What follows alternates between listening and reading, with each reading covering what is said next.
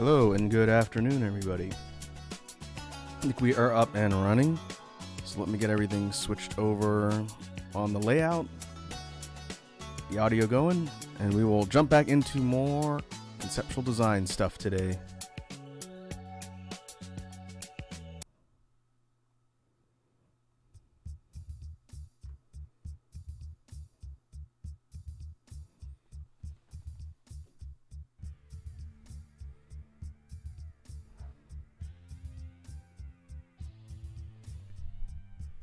Hey, I see Naked Snake's here.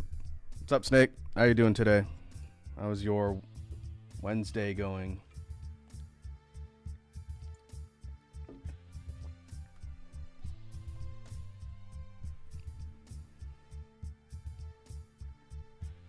Alright, let me make sure I got everything here.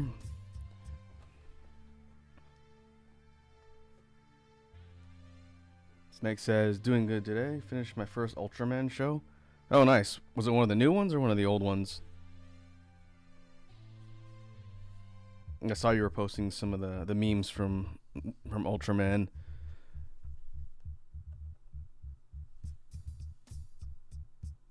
I've only seen, I think I've talked about this before, but for Ultraman I've only seen the short run show they did in the West. It was a long time ago, but it had like English speaking casts, like Western actors, and it was kind of like spliced together. I think it was called Ultraman Great. I don't remember. It was called, the English title was like Ultraman Towards the Future, I think. Look.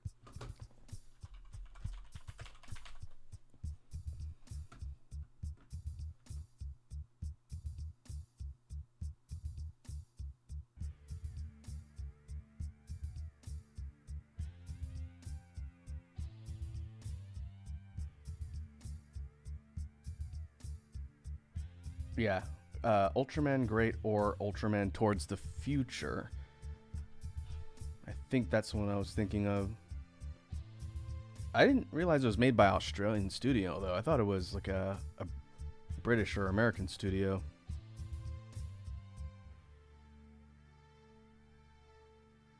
Cool.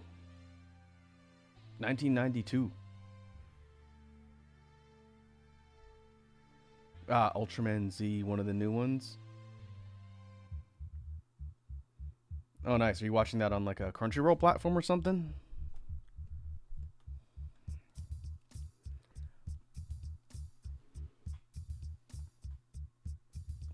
It is kind of neat that some of the other serialized shows that aren't anime are coming over from Japan. It's cool that people have the opportunity to check stuff like that out.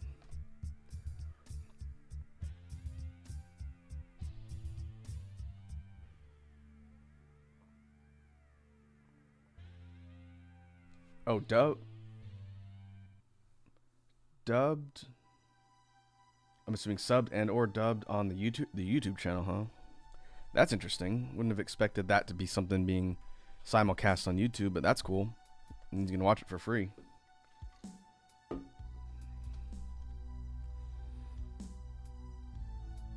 All right, so what are we doing today? Today's drawing stream is going to be kind of like last time in that it's a work stream for upcoming project, and I've been slowly chipping away at this thing on and off since the last drawing stream. I figured it would be interesting to jump back in today and try and get some more of these designs done. So for folks who might not have been here on the last one, these sketches that you see on the screen here are for the upcoming album art on the BGM Collection 3.0, which again's due out before the end of summer, shooting for mid-August-ish before Extra Life, since I'll be tied up for that. And so the way I envision the layout looking for the art, and depending on how much we get done in this stream, I may jump over to Photoshop. We're in Clip Studio now, and work on some of the background composition stuff for the art itself, since I don't necessarily know how to do some of the stuff I want to do in Clip Studio, and I know how to do it in Photoshop. But what we're going to be putting together for the art itself is going to be kind of like a top-down hangar shot with a bunch of these B-themed spaceships laid out in rows, like you're looking down on a fleet that's docked in a hangar with like a metallic background, kind of like a hangar floor. And so there'll be a bunch of these ships laid out in a pattern. And I think what I'm going to do, it might not necessarily be something I do on stream, because I don't think I'll work on this on stream again after today. I think I'll have enough. I'm going to make some wallpapers, some larger resolution, larger scale wallpapers using a bunch of these designs. So even if I don't end up using all the ones that I render out for just the album art, I want to expand out the rendering to a bigger shot that I can use more of them, and then put it up for people to download if they want, just for free. Snake says, first episode out, Ultraman Blazer. It's different. Main character is 30. Also yesterday, made a YouTube script for a video, so that's cool. Oh, nice. Are you going to get into making YouTube videos, Snake? If you do, you'll have to post them in the media share in the Discord so all of us can check it out and support what you're doing.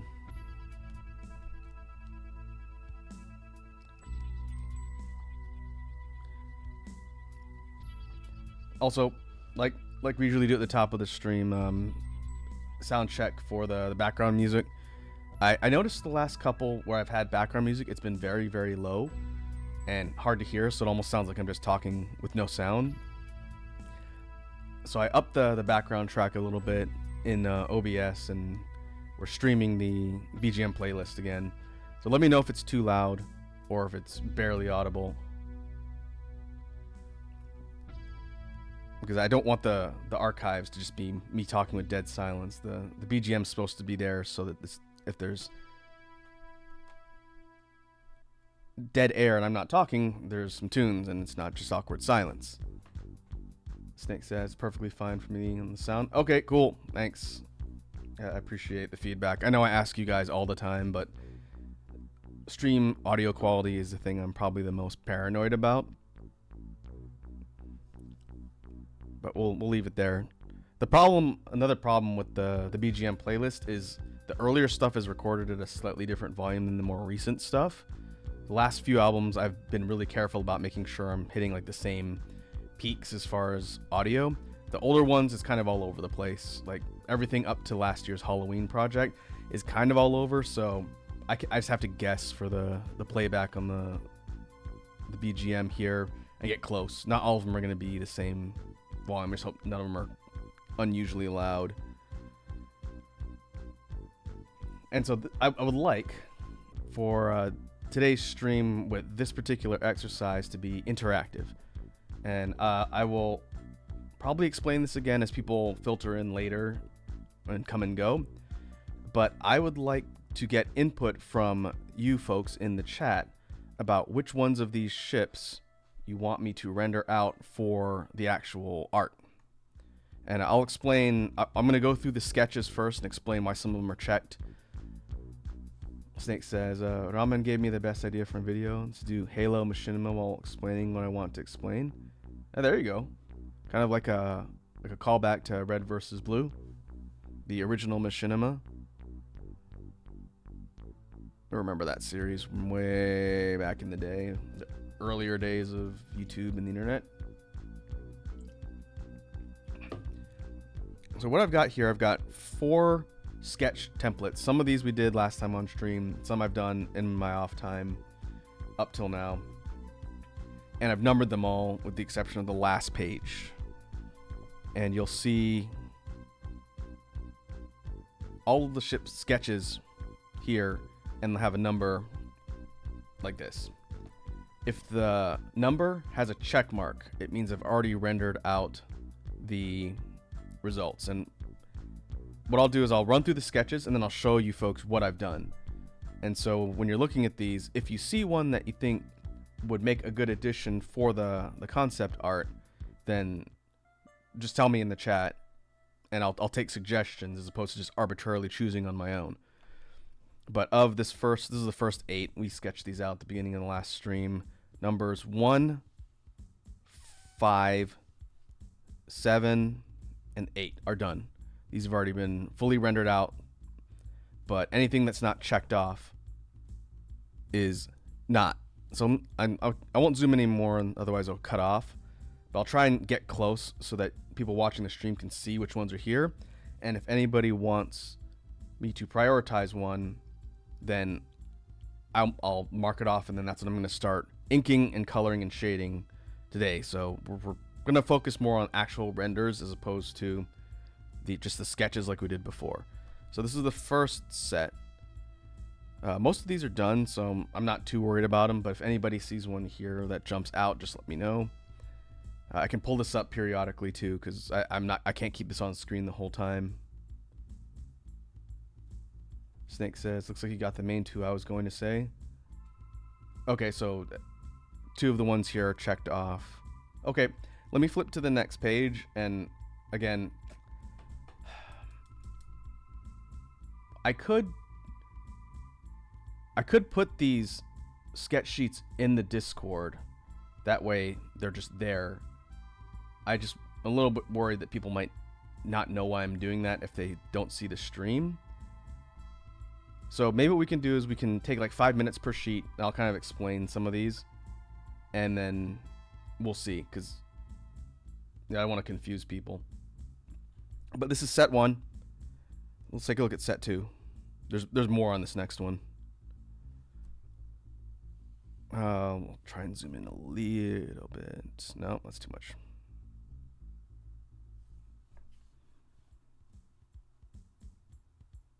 It's going to be zoomed out a little because there's more. Snake says, hold on, I'm going to open this on my laptop. Oh, I didn't even think of that. If you're on a device, oh, that might be actually hard to see on a phone. That's a good point. Let me take a minute and I'll put these somewhere else.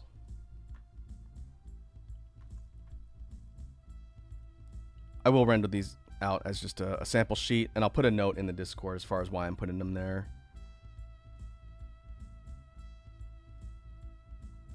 So let's see, we'll call this, let's put it on my desktop. First, I better save this because Clip Studio gets really picky with the formats. Save this as a ping. Call this 1.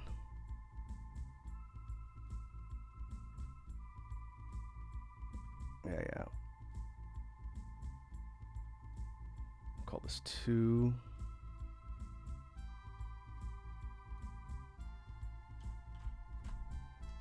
We'll do 3 pages. I'll drop them all in the Discord under art, and then I'll put a note. And I'll put it in media share. And if people see it and then jump on the stream, that's great. If they see it after the fact, that's fine too.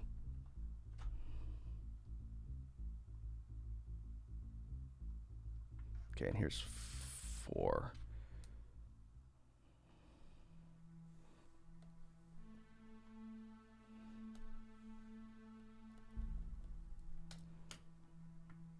This is one I was working on just last night, in fact.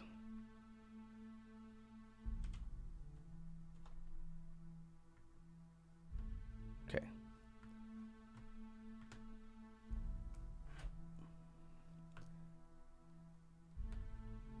Now I will drop this under media share.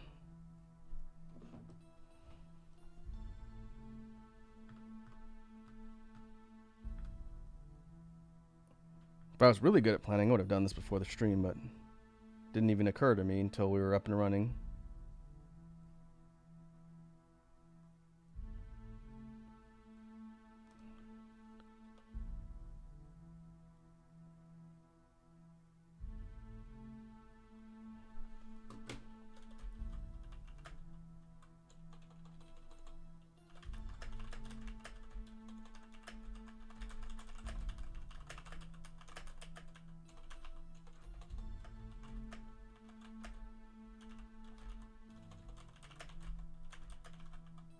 There we go.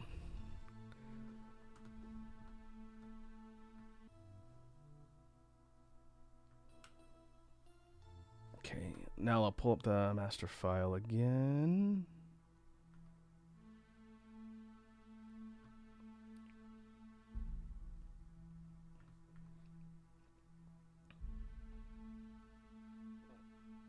And I guess another thing, if anyone's watching this in the archives later, as long as those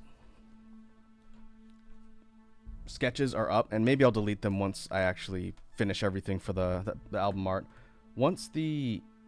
As long as they're in the Discord under media share,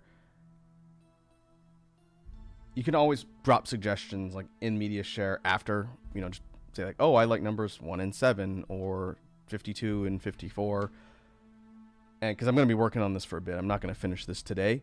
And so I'll take suggestions all the way up until I just take them out and, be done with this particular part of the project. So for anyone watching in the archives, if you see this in the Discord for the sketches and want to give me suggestions on the numbers that you think would make good additions, then just put a suggestion in the Discord and then I will write them down and get to work. Snake says, also I got reminded of some good news that later this year, the anime MF Ghost will be released, which is going to be racing anime that takes place in Initial D, made by the same person who made Initial D. Oh, the name sounds familiar. I feel like I heard people talking about that because it was kind of like the next generation of Initial D adjacent things, which is kind of cool. I've actually never seen the original Initial D run. I just know the music from the series because I like Eurobeat.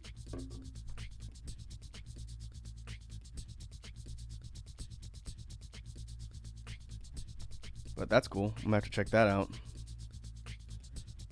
So what I've put up on screen here, this is the second series of design prototypes. This is numbers 9 through 28. I scaled them down a little bit so I could fit more on one sheet and not have to do so many of these. And so there's a whole lot more options and just experimenting around with ideas. I think I sketched the majority of these on the last stream. I don't remember. But numbers 10, 13, 18, 20, 20, versus 22, 23, and that's it, are done. Again, anything you see with the check mark has already been rendered out, and once we get through all the sketches, I'll show you folks what they look like so you can see what the final renders are going to look like when I put them into the shot for the art. Snake says I like 24 and 25 on this page. Okay, here's 24 and 25. I'm going to put marks on the ones that people make note because I'm going to have to go back and figure out which ones of these I'm going to work on. Okay. Let's move on to page 3. This one's numbers 29 through 43. These scaled up a little bigger. I guess there's less of them than the last one. And of these designs, 38. Only one of these I've rendered out. I've sketched some of these somewhat more recently, but I've only drawn out 38.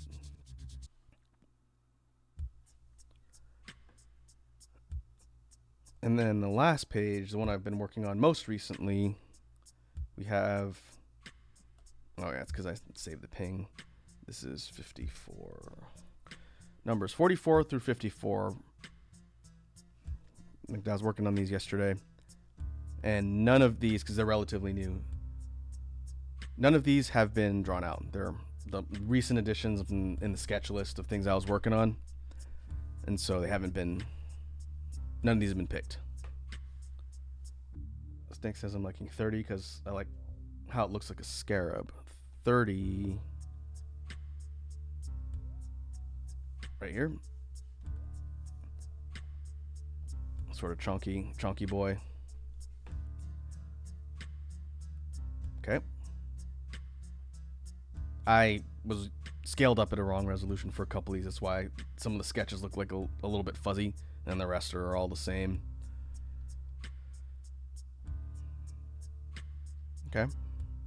Depending on how much I get done, I might do some more sketches too. We'll see. Like I said, this is probably the last time I'm going to work on this on stream, but the sketches will be up in the Discord for suggestions until I finish with everything. I'm hoping by the end of the next couple weeks to have everything drawn and put together so that I can focus on finishing recording everything.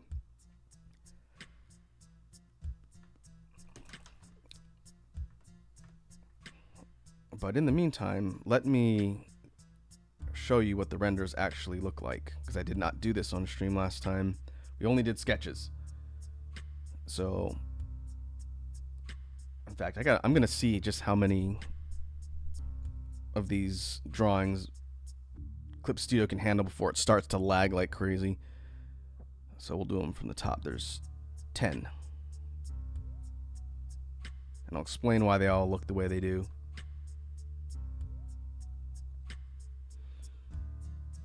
So what I did was I went into the sketches and then I drew the line art, inked everything, then merged the line art layers together because these are symmetrical for the most part, so I just mirrored them. In fact, I think all of them are symmetrical. Then I added the colors, then I added the shading. And they all have a similar color palette with the yellows and dark grays, light grays, and these light teal highlights because they're meant to emulate the style of my mascot, Echo, the Space Bee. So these are all Echo ships, Space Bee ships. So they're all colored with the same palette, just in slightly different combinations. And it's kind of like production models where you follow a set series of parameters for everything that's being manufactured so that everything's consistent. And so the entire series is going to look like this. They'll have the same base set of colors, and they'll be combined in different ways and in different shapes.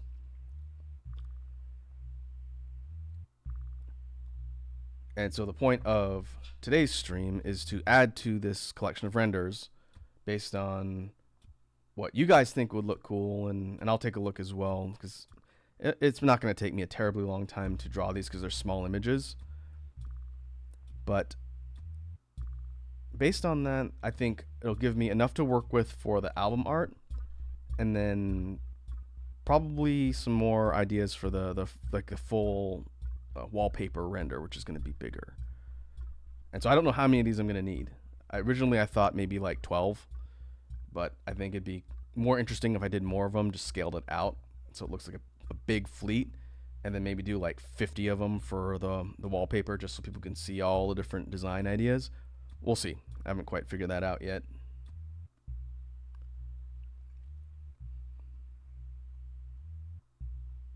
So that being said, we will hide these, create a new folder for our next entry. Snake says, designs of the ships reminded me of Space Invaders a lot. Yeah, the whole kind of inspiration for why I decided to do this was to take like scrolling shooter, shoot 'em up type game ship design ideas and adapt them towards creating things themed like the Space Bee. Because I do like shoot 'em ups. They're the first genre of video game I ever played because I'm very old. But taking that and trying to create a whole bunch of different things you might see in a game is a neat idea to me. So that's why they all have that kind of inspiration on their designs. So it's good that it comes through if you're seeing that. All right, this one's going to be number 11.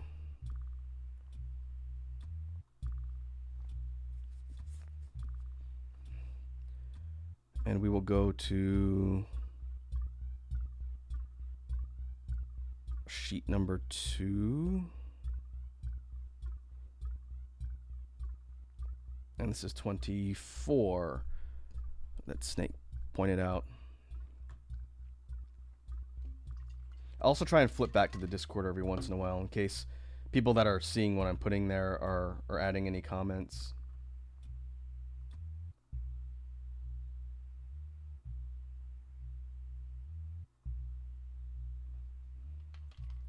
I'll try and keep an eye on that too.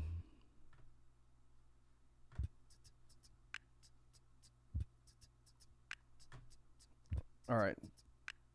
So the way I've been doing this, because these are symmetrical and I mirror them, what I'm moving around here on screen is just a planar line that's going to be the mirror point. So we put that there. And then now we're set to start inking. So we're doing line art, then color assignment, then shading, and then rinse and repeat for all the different designs we're going to draw. And again, this doesn't take a terribly long time, but since I'm going to be talking, it'll probably take me longer than if I was just drawing these on my own off stream.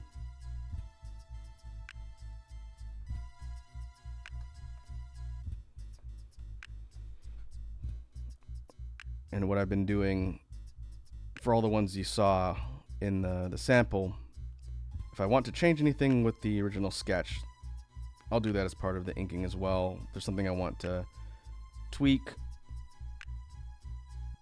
or clean up slightly or just revamp. The sketches aren't set in stone, obviously. Usually I'll change things at the last minute if I have an idea.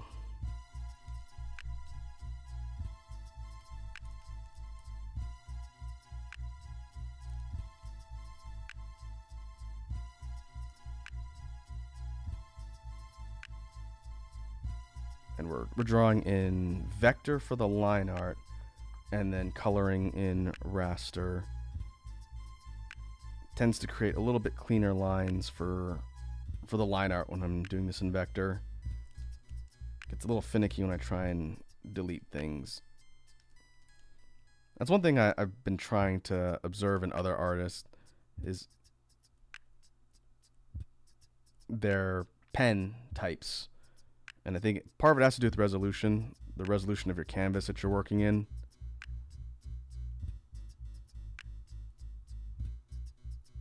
But for this particular drawing style, I like to having clean and bold line art, so it doesn't look like the lines are kind of muddy or bleeding.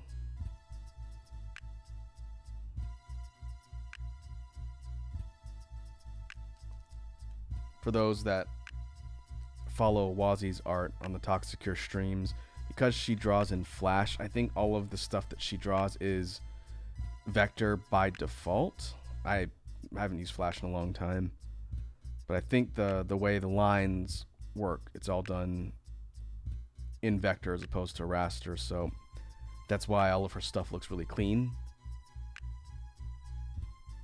whenever it's rendered out and colored.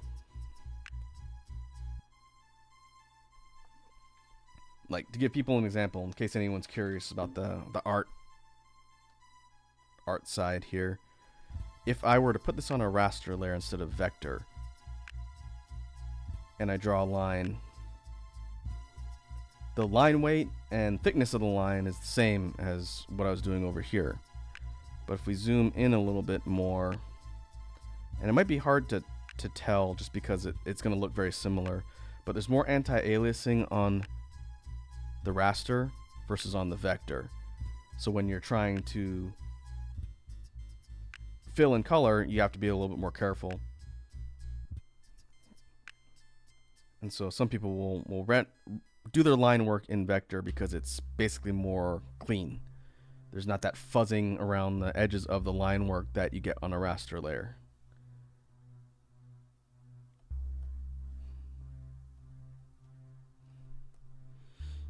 Might be a little bit more technical for folks that aren't digital artists, but that was a tip I picked up watching a couple other artists and how they do line art for coloring and rendering, and it seemed to work well, so that's kind of why I do it here.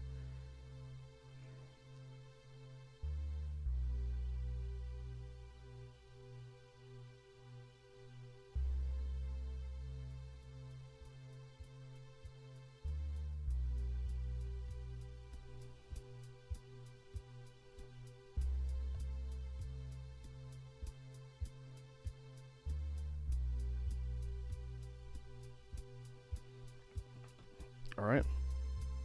So based on this, we will sweep through, make sure there aren't any gaps or missing sections. Be a little more apparent once I mirror this line art over. But when I actually go in to do color assignment and fill things, if there's open sections, then it's going to get confused and it'll just flood the canvas. Just like I do whenever I'm working in Aggie.io on drawing streams. Because I don't think you can do vector in that.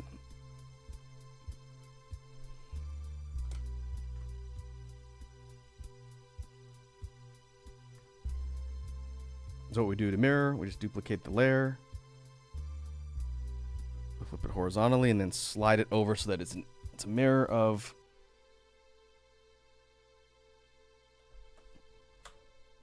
the original. And it doesn't have to be right on plane. This is just there to give me a point to draw towards. In fact, we can even hide that. We merge layers together, and now we've got one layer of line art, and we can go in and start working on cleaning up some of the overage here, and then adding central plane lines down the middle.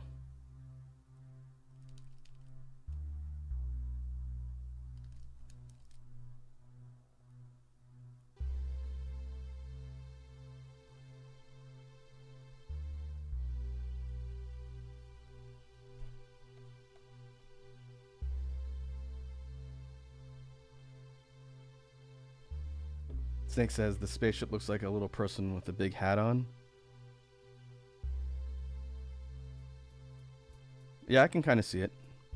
Almost looks like a helmet here with like two big like flaps on the side too if you're looking at it straight on.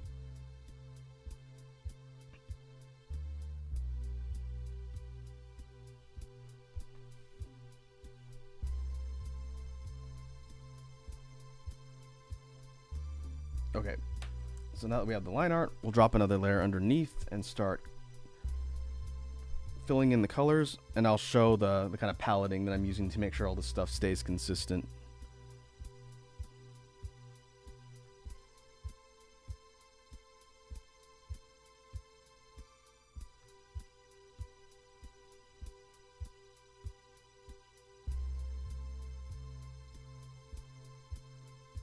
I'm going to put that over here.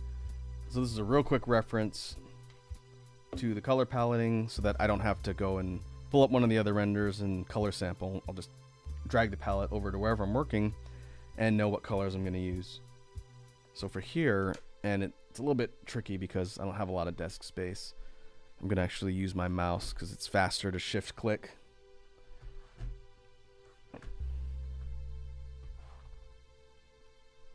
And then start filling down color. And that's 5 hydrate reminders from Snake.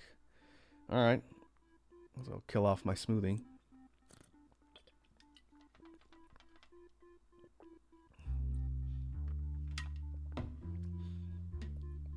Thank you for making sure I am staying hydrated, Snake. Oh, I gotta clear out the request queue. I always forget to do that. There we go.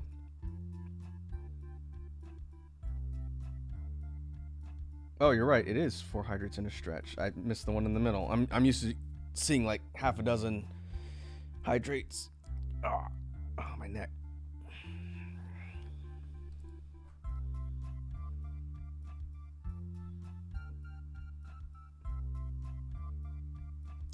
All right. So now we want to. I'm gonna one select sections that I want to fill, and this will tell me if I need to clean up any of the lines. Because if there's gaps or any parts that are not completely closed, then it'll basically bleed select the entire canvas, and I don't want that.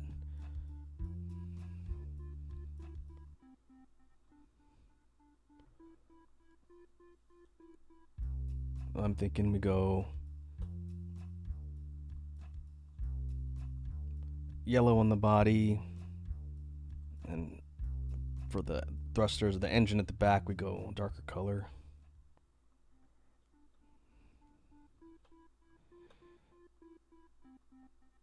For these bolt looking things that anchor the wings,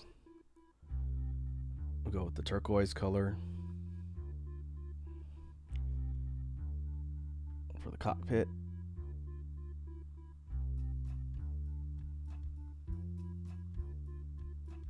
That color is pretty much the same on all these. There's no real deviation there.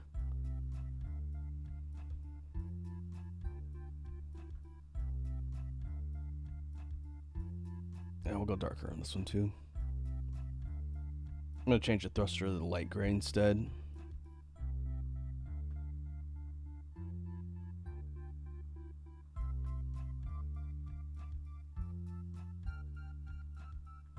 And then for the wings, we'll go light gray.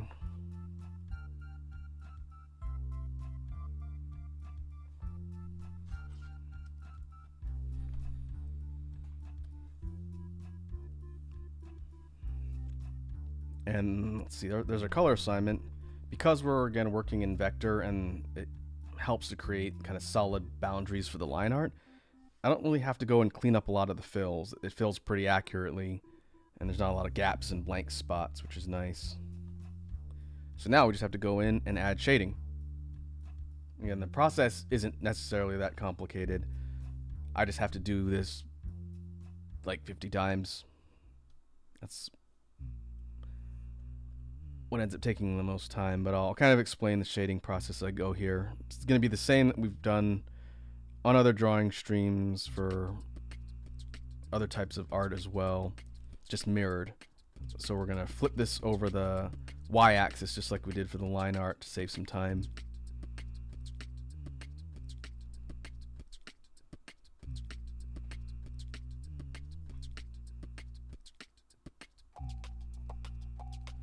And we've set it up as a clipping layer using the command over here. It looks like two little cylinder slices on top of each other.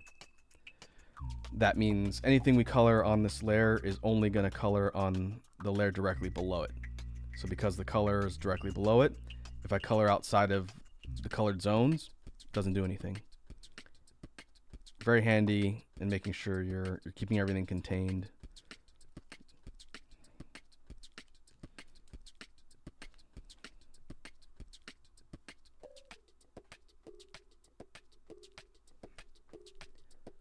I will do the darker colors next.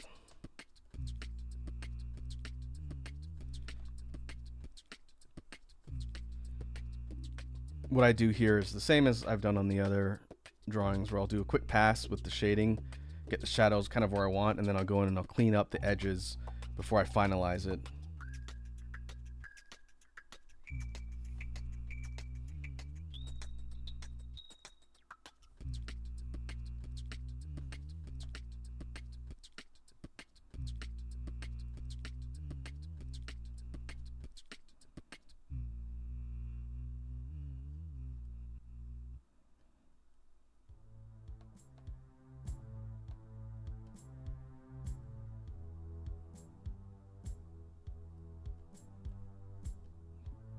I'm gonna use a lot of yellow for this one. That's okay.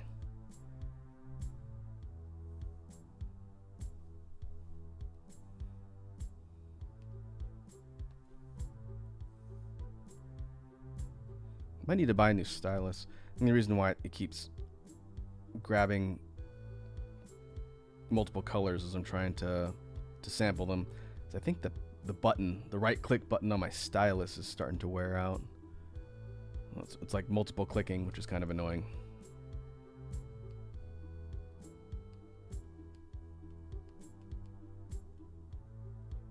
I could probably get a new one. I've had this stylus and this tablet for over a decade now. The tablet itself still works fine. It'd be nice if it was a little bit bigger and a higher resolution monitor because it's my main, but mechanically it still does all the drawing stuff fine, and it was not cheap, so I'm not really that inclined to replace it unless something in the hardware goes out.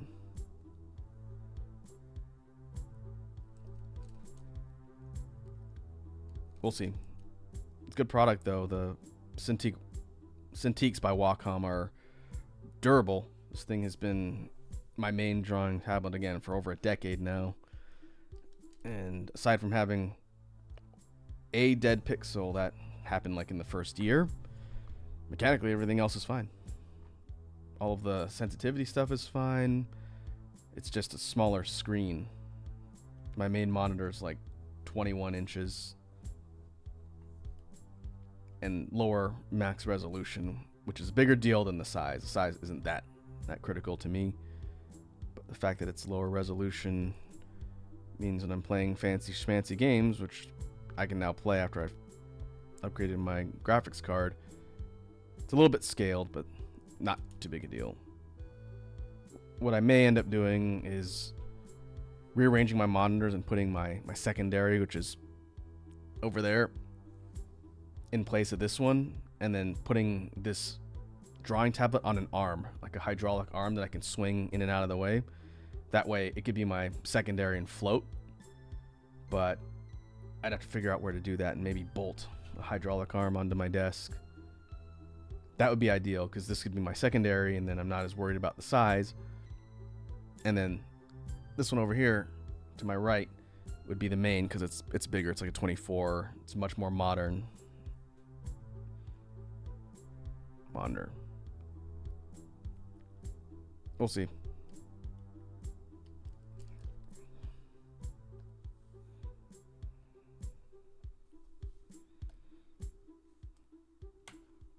All right, so that's the shading done. What we'll do is we'll mirror it the same way. Just duplicate it, flip it over the y-axis, and slide it into place. Merge them down, and then that's it. That's the entire render.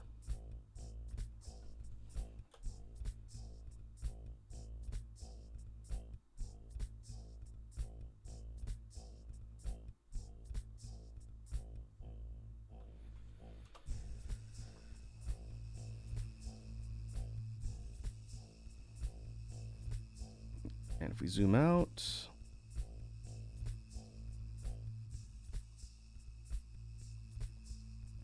another thing that I was thinking about doing that might be fun after all of these are done, like let's say, let's pretend the canvas is the entire wallpaper's worth of real estate. So that might be,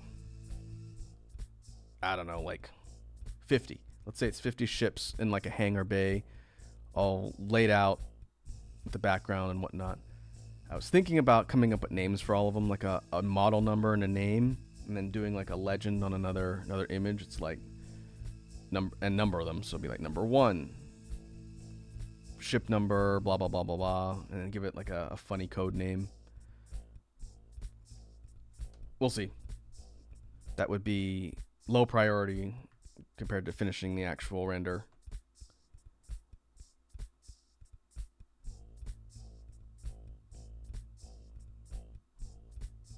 I'm just gonna figure out where to put this one and then we'll move on. Oh, this one's a lot smaller. I didn't realize how much smaller this one is. I could scale it a bit. It shouldn't anti-alias things too much. Yeah, that's fine. It could be like a smaller model. It doesn't have to be the same size. We'll put you down here. We'll do rows of 5.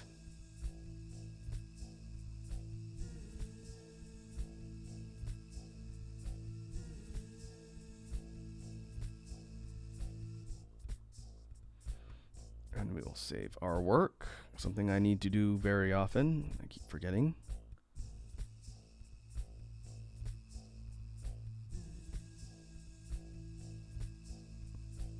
And we'll pull up our reference and we'll repeat the process again with the other one that Snake pointed out. 25 on the same page.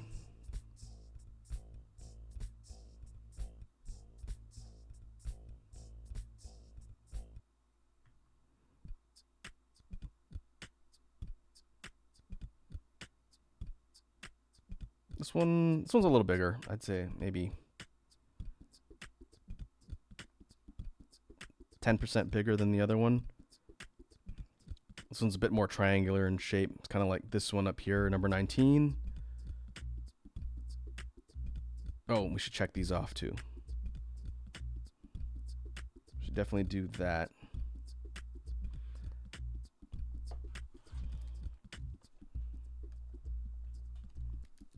we know which ones we've done.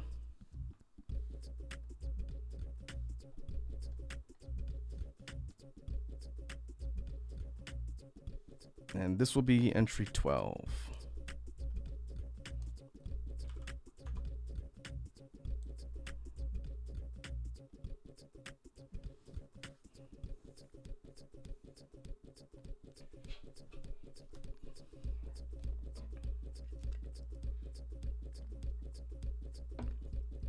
And we're going to repeat the same process as before.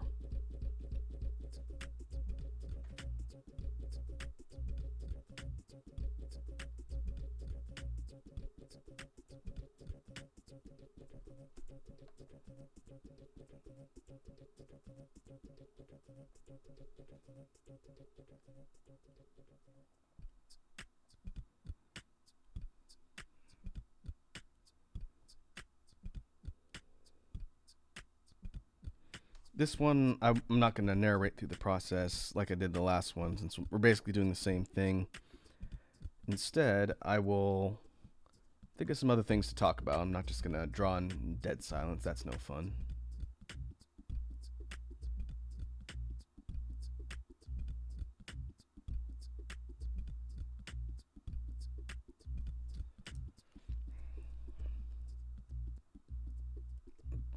So I'll do sort of like a mini podcast while I'm doing this, because again, it's the same process. Unless I see something noteworthy, I won't just narrate through the same steps again. But in other news of things that I have been checking out, in fact, this was just earlier today when I had a spare minute, I did check out a new early access game that was suggested by a YouTuber I follow in the Monster Hunter community. It is not a Monster Hunter title, and one that wasn't on my radar at all. I think it's been in early access for a few months, and is a game called Halls of Torment. Again, not on my radar. Hadn't heard anybody talking about it, but it's been kind of getting more press lately and blowing up. And Halls of Torment is a bullet heaven, which I think is the genre we're calling the games now, type game, similar to Vampire Survivors, the one that really brought a lot of spotlights to that genre. I think bullet heaven is a pretty good description of those. I think that's funny.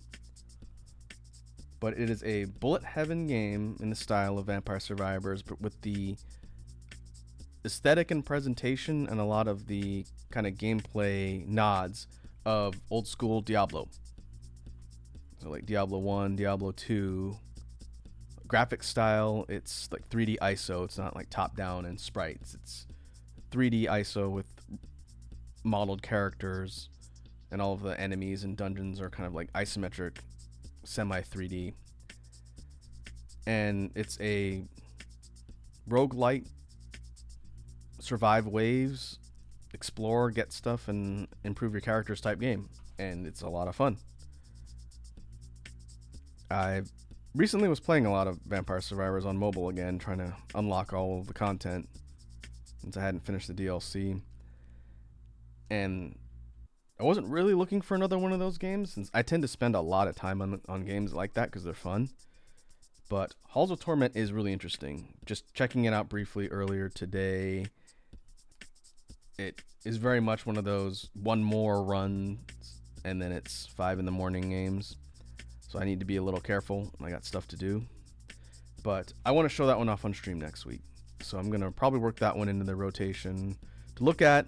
Hopefully I'll unlocked more and figured a bit more the game mechanics out. But it's cool. Very kind of fleshed out, even as an early access game. So I am definitely interested in seeing where that one goes. So you can expect to see Halls of Torment in the rotation for next week's stream schedule. Next week's schedule is going to be a little different. I might only have a couple days of streaming in the week because I'm going to be out of town at the end of the week. But I want to definitely show off that one. It's fun. For a stretch of time here on Twitch, I was doing a lot of bullet heaven type games. We looked at, obviously, Vampire Survivors, streamed a lot of that. We looked at Nova Drift, shoot 'em up type of bullet heaven game. We looked at 20 minutes till dawn.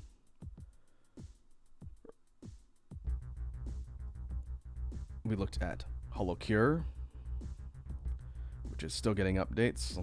I will get back to that one eventually too. It's a really fun game. And overall, it's a genre I really enjoy. So when a new game comes out that's in that genre and is pretty fun, I like to show games like that off here for the community so people can see. And Halls of Torment's cheap too. It's like $4 in early access. Considering how much game is there as an early access product, I'm most definitely going to get my money's worth out of that.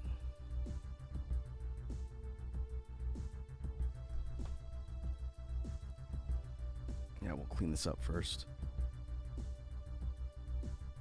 If they end up porting a game like Halls of Torment onto like Switch or consoles, I think they would sell a lot. It runs pretty well on PC.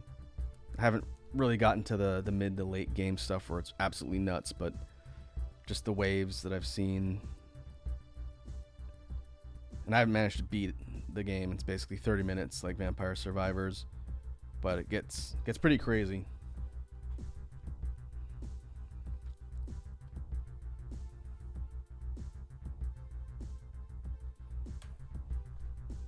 All right, we'll mirror the art, merge it down.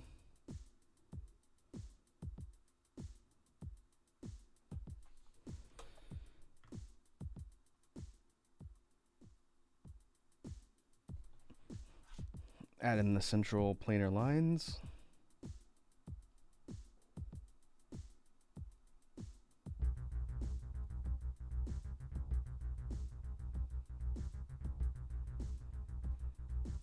And this one has an antenna.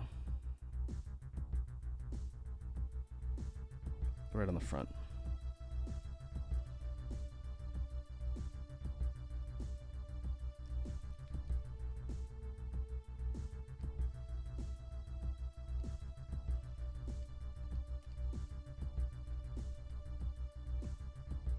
And the rest of it looks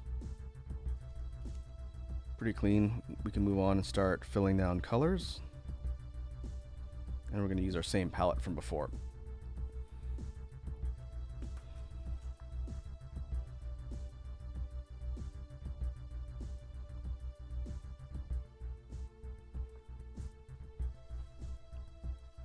And so from here, well, let's see.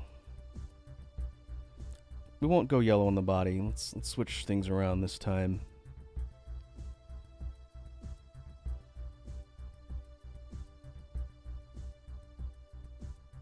Let's go yellow on the wings, and we'll go for the kind of metallic colors on the body.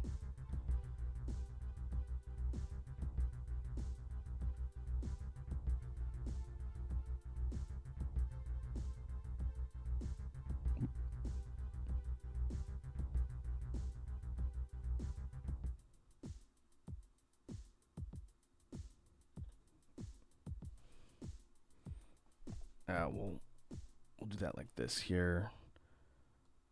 Lighter tones, and then we'll make kind of like highlights.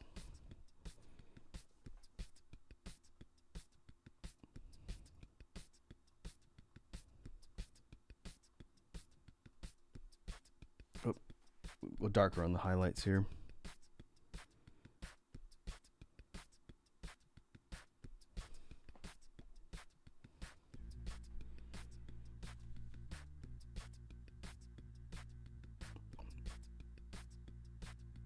And let's see. This is what I was talking about when it comes to the line art boundaries. If they're not completely blocked in, it'll basically flood the canvas. But for these small pieces, I'm not too worried about that. I can do it manually with the pencil. Like so. I'd have to be careful not to bleed outside the lines.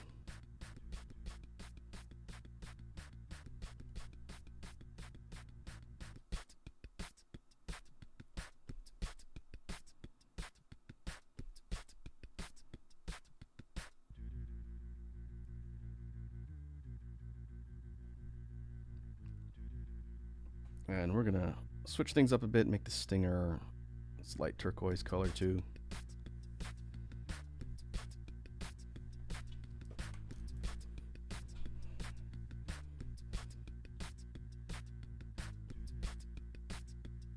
And these sections are closed off enough. These are fine.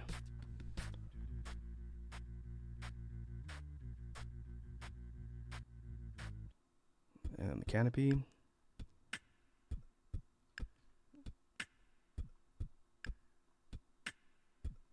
And just like that, that's the color layer done.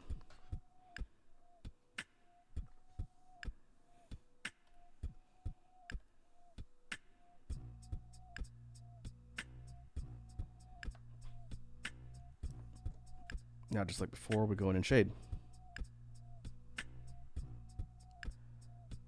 So to kind of continue the discussion about what I've been looking at in games, both on and off stream, I will continue to stream Street Fighter 6 every once in a while. I haven't been grinding since the weekend. I've been kind of busy this week.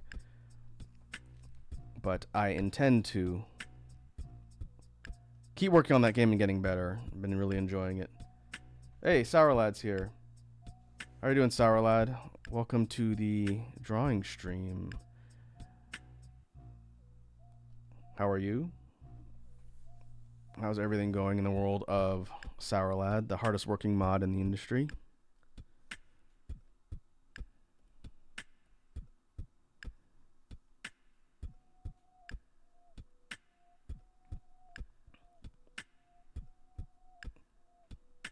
Also, Sour Lad, before I forget, since you just got here, or I don't know if you've been lurking for a bit, but the drawings that I'm doing here for the album art, I posted sketches in the Discord under Media Share.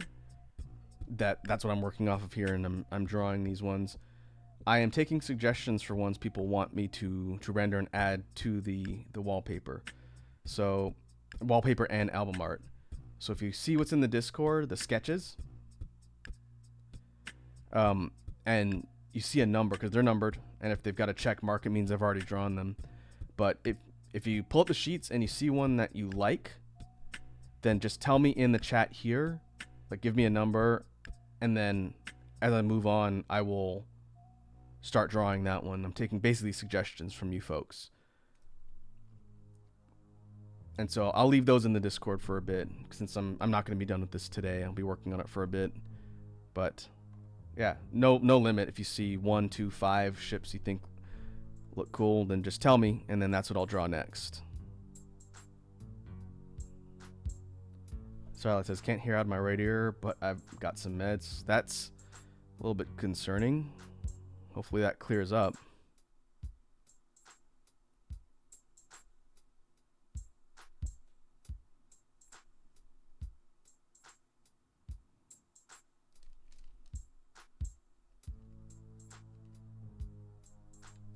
Ear infections are no good.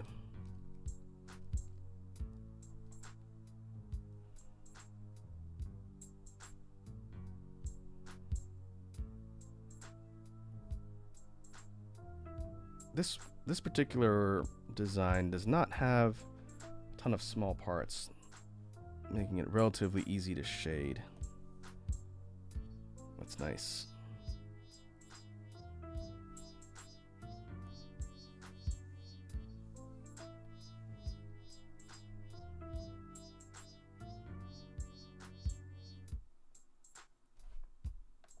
And we're following the palettes here.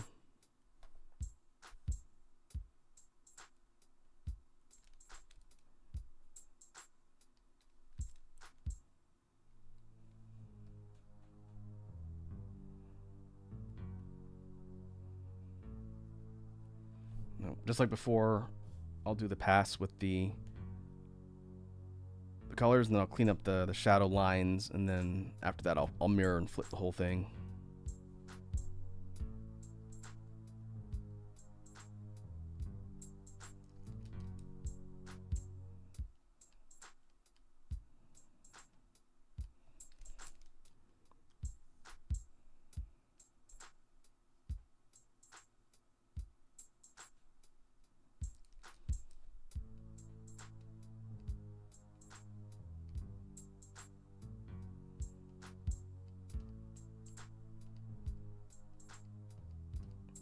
And it's not a whole lot to clean up.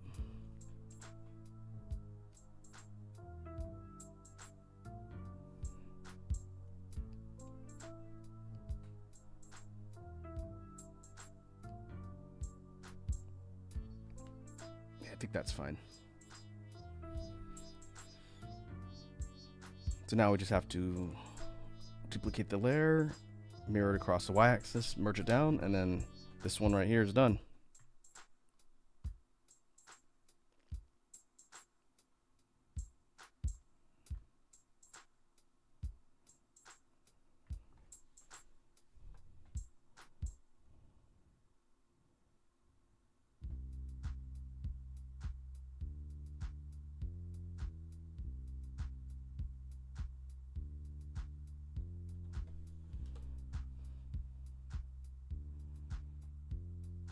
I think I need to get that a little bit.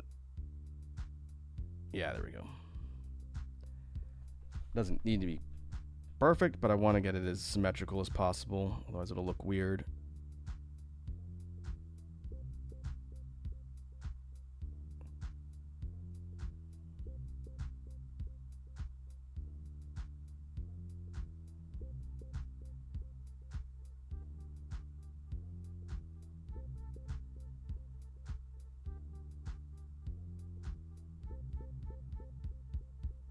There, like I'll fix it once I merge everything down.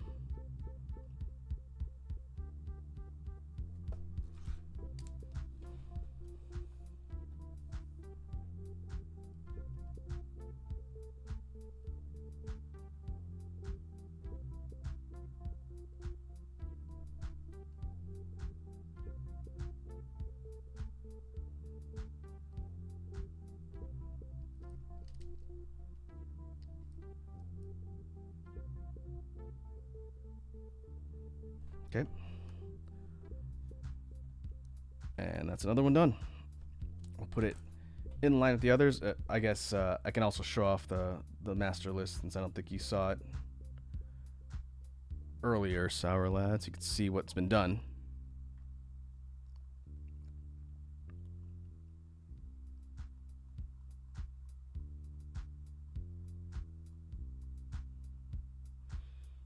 And I might scale this one too.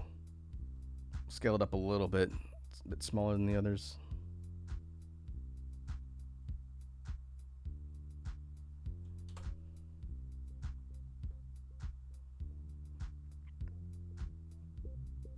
And that is number 12. I think Snake recommended a third one. What do you say, 30? 30. Okay. That's the one I'm going to do next. And then after that, I am either going to take suggestions or I will pick one myself. Hey, Lava King's here. Lava King has redeemed a Raku Faktu. Okay. Welcome to stream, Lava King. Hope your Wednesday is going well. I know it's not Judo Day, right? That's tomorrow. Suggestions. I will explain in a sec, Lava King. I posted something in the Discord under Media Share. I will explain in 1 minute. Let me do your fact first, or I'm gonna forget.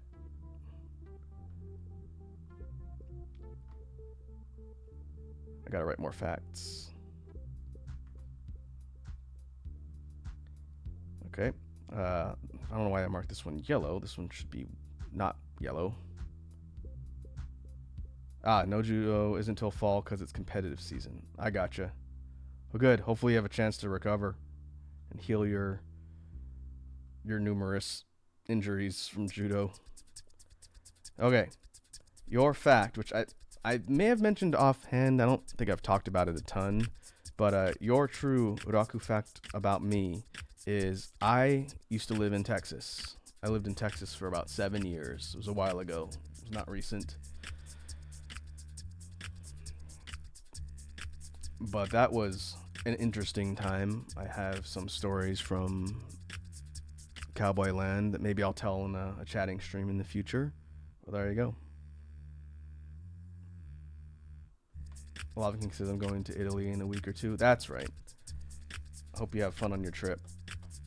get some good food, see some historic sights,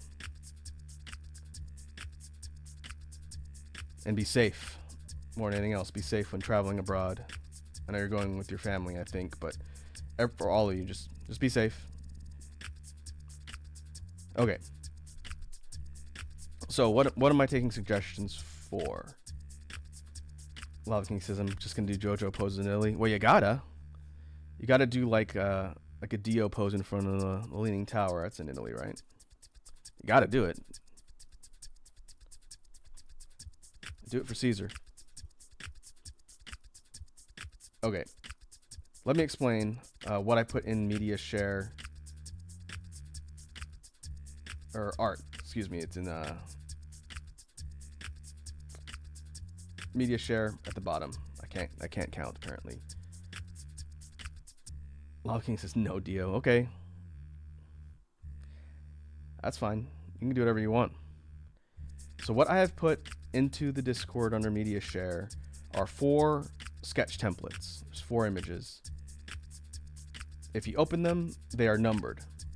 And each number represents a sketch concept for this project here, which is going to be album art for the next music album. And I'm taking suggestions of which of these numbered ships you folks want me to draw and render to add to the art. And as I do more of these, I'm going to have to update these images, or at least put a disclaimer about which ones I've done. When you see the numbers on the sketches, if it has a check mark next to the number, it means I've drawn it already. And it's one of the ones you see here on screen now. With the exception of a couple that I just finished. These bottom 2 on the second page are done. And so like I was telling Sour Lad, and Snake was here earlier, and Snake suggested these bottom 2. There's a third one that Snake recommended. Maybe I'll do one of Lava King's and then come back to Snake's. I have it all in the chat. I can scroll up and see. But again, there's no limit. I would say don't give me like 8 of them. But if you see of all of this like 50 ships, which ones you want, then just tell me in the chat, and then that's what I'm going to do in order, or as I'm working here. Lava King says do 11. Okay, let's take a look.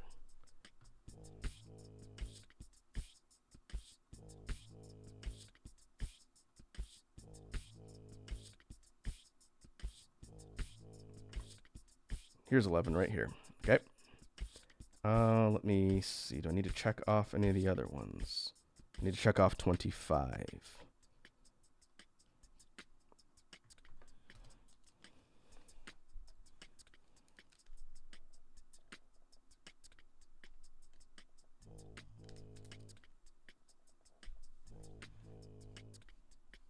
Yeah, this one's got a different shape compared to the other ones. It's like a reverse wing jet almost. It's a good pick, Lava King.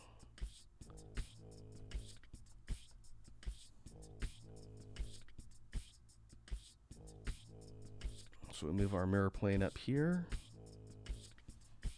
This will be number entry 13. It's 11 on the drawing, but it's ship number 13 in the series that's finished.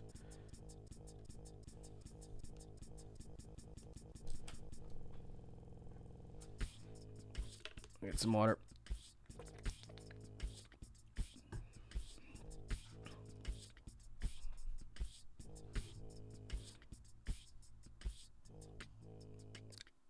And as we progress on the stream here, if people jump on to hang out and they're not in the Discord, I can bring these sheets up and show them for a few minutes and have people pick directly on stream too. That's not a problem. So I usually only promote the Discord when we get new people that join, or we get like a raid or something if people want to join the community.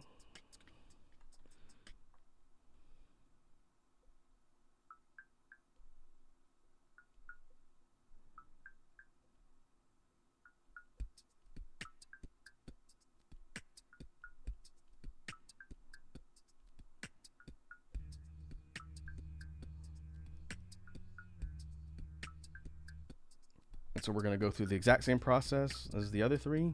Line art, color assignment, shading, and then move on.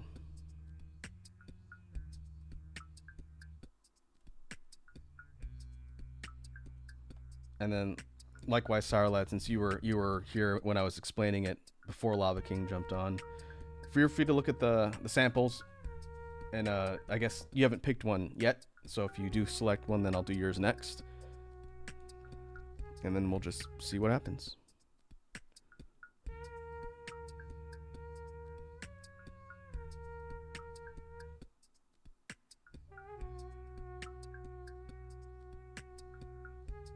Oh, nice. Thanks for dropping the Discord link in there, Sour Lad.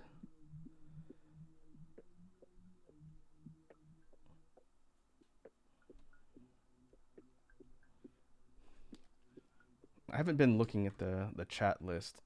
Seems like there's a lot of names I don't recognize, so I'm gonna assume a good portion of those are bots. So if you feel so inclined and you want to expel the bots forcefully from the chat, feel free. I try and do that when I have a spare minute if not much is going on. But this ain't no free lunch.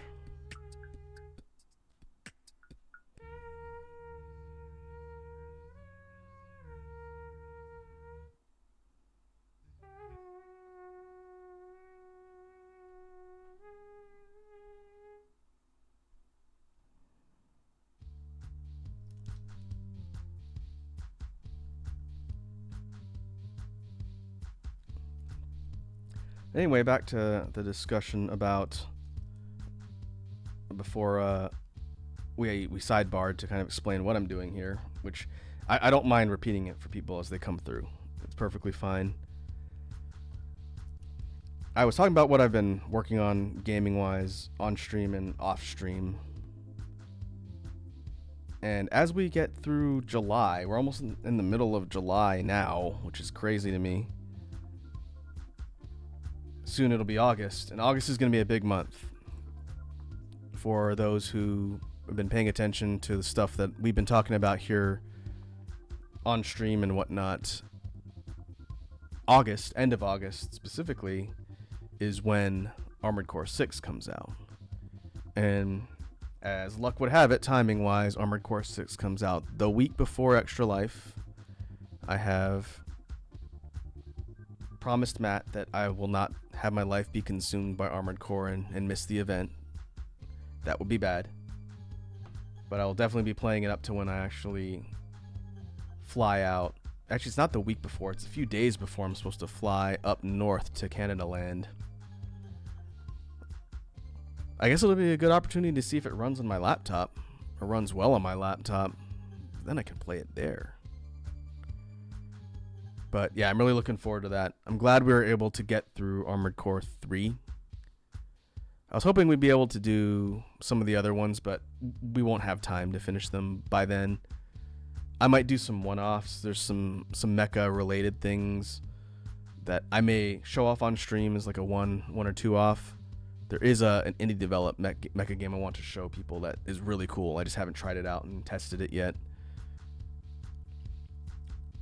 But yeah, end of August, Armored Core 6, much excitement.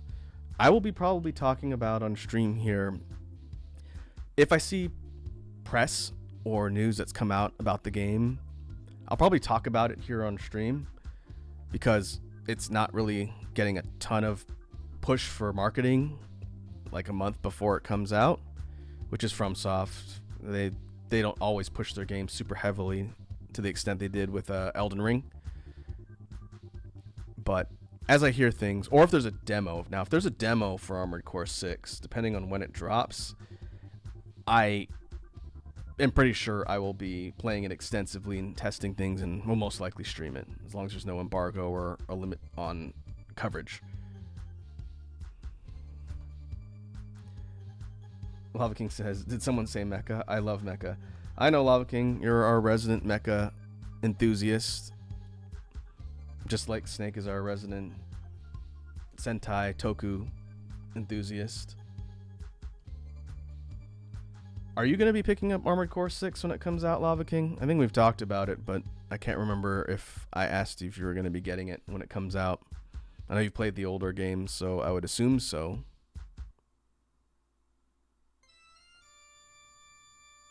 I wonder when my collector's edition is going to ship. I'm assuming I'll get notice of it sometime in August. Depending on when the actual thing shows up.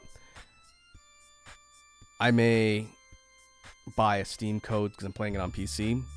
And I ordered the collector's edition with the Steam code. So if I have an extra one, maybe I'll give it away to someone here. I don't need to. So we'll figure that out later. It'll just depend on when I get everything.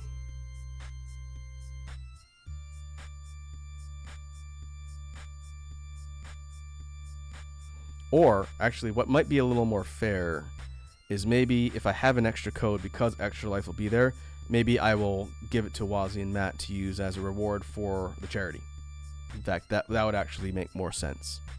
So we'll see what happens with that.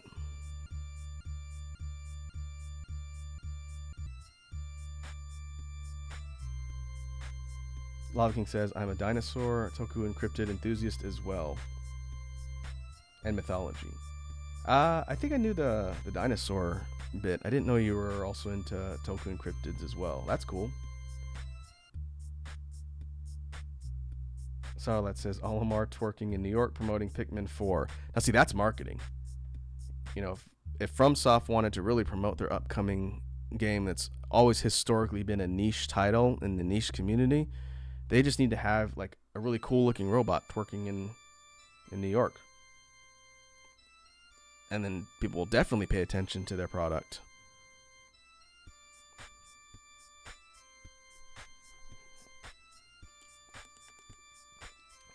On the topic of the Armored Core community, which I don't really consider myself part of the community since I've played the games but been kind of out of it for a while. The reaction to the upcoming game has been really interesting. I know Matt and I talked about it. But even like to this day, people are saying, well, maybe they shouldn't market it so that the game can stay niche and the community can be pure. And of course, it's Reddit. This isn't everybody who plays Armored Core, obviously. I think that's one of the silliest, most like anti-progress gatekeeping mentalities. And it always makes me laugh when I hear people talk about that. They did the same thing for Elden Ring, the Souls community. They're like, they're going to make it too casual. We don't want that. So maybe we should just keep people out, and then our pure community will stay the same. It's so silly. See the same thing in Monster Hunter 2. Any community really in gaming. It's not just specific games, but boy, that mentality is... It's how your community dies, ultimately. If you keep people out, then people aren't going to want to get into your game. Interest will eventually taper off, and developers will say, well, people don't like our games, we're not going to make them anymore, and everybody loses.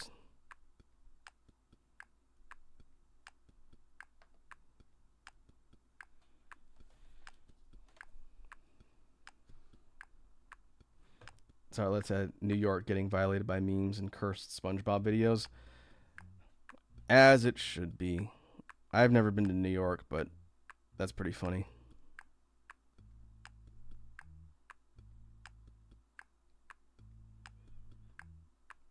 Lava King says, it's a double-edged sword way of thinking. Games need sales to stay afloat, and small communities aren't enough to keep afloat. That's right. I don't think there's any pros to gatekeeping communities in anything. Because, to your point, if the community doesn't grow, then the product doesn't sell, and a niche title can't sustain itself forever, and eventually it won't make sense from an investment standpoint, so developers will just stop. It won't make them money. They don't want to go out of business, so they're not going to keep making the thing.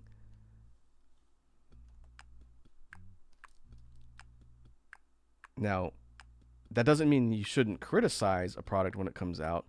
Like, if Armored Core 6 comes out and it sucks, which I don't think is likely, but it's not impossible, it could come out and be garbage.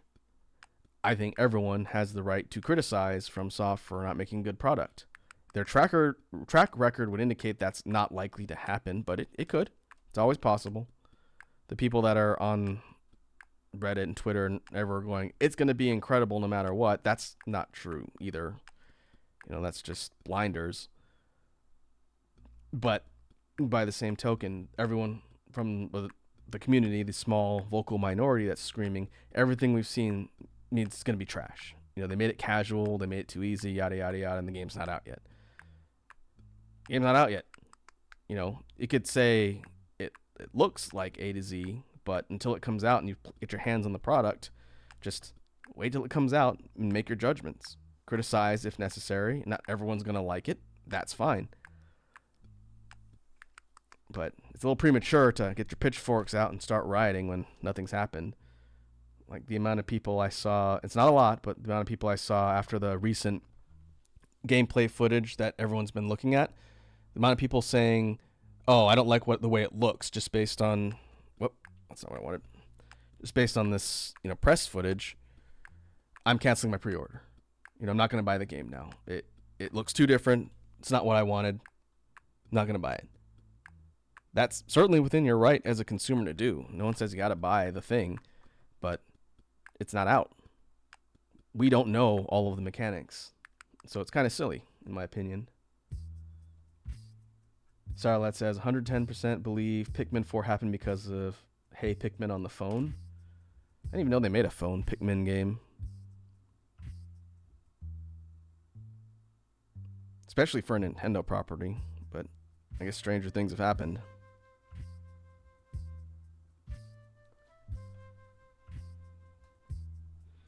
Sarlet also says Pizza Tower's just setting themselves on fire and just blaming unfunny memes. Well, that's not productive. Some of the best free marketing you can get are funny memes and things the communities create.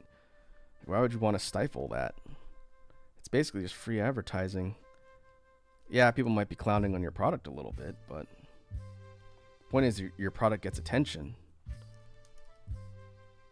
In a lot of ways, like the old saying goes, any attention in marketing is good attention. Maybe it's ego.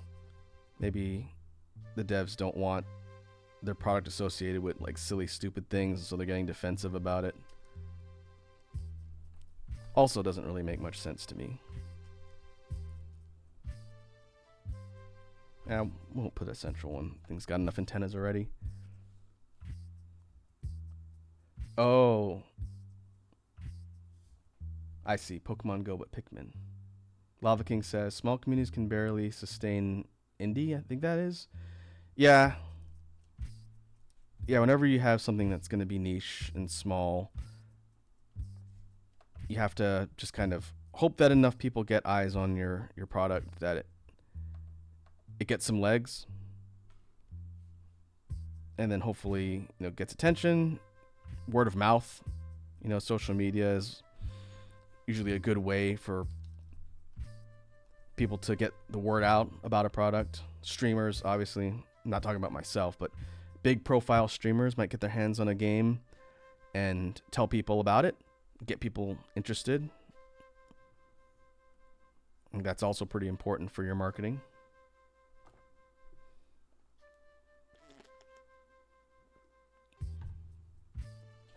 Sarlet says, oh boy, Pizza Tower fans are seething with rage when some people just anime the characters in boobies. Well, it's the internet. I don't know how anyone can be surprised when that happens nowadays. I'm not saying you gotta like it, but the more you seethe about it, the more people are gonna do it. If you don't like it, just ignore it. It doesn't hurt the product. Like as a community, if people are making hot waifu versions of Pizza Tower characters, it doesn't change the game. The game is still fun, right?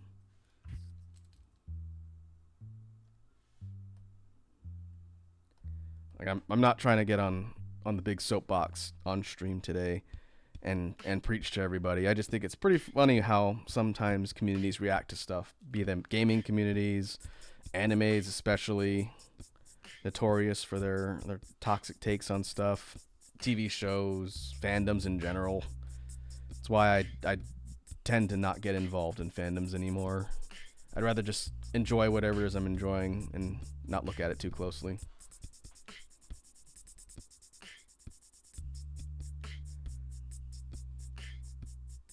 Lava King says, as much as indie can be good, the sad fact is AAA companies are here to stay.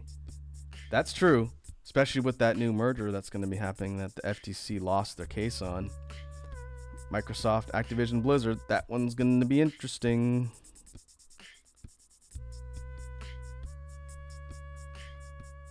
We'll see what that means for the products and their games. I see. Lava King's asking what Pizza Tower is. I've never played Pizza Tower, but it's like a side-scrolling platformer, like Saralad is saying, in the veins of Wario Land. It's very popular. I know more about its memes than the game itself.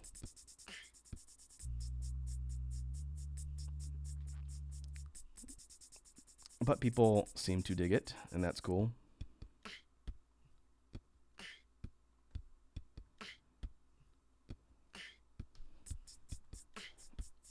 I'll do this by hand. I don't know which sections are not closed off. We'll do it by hand.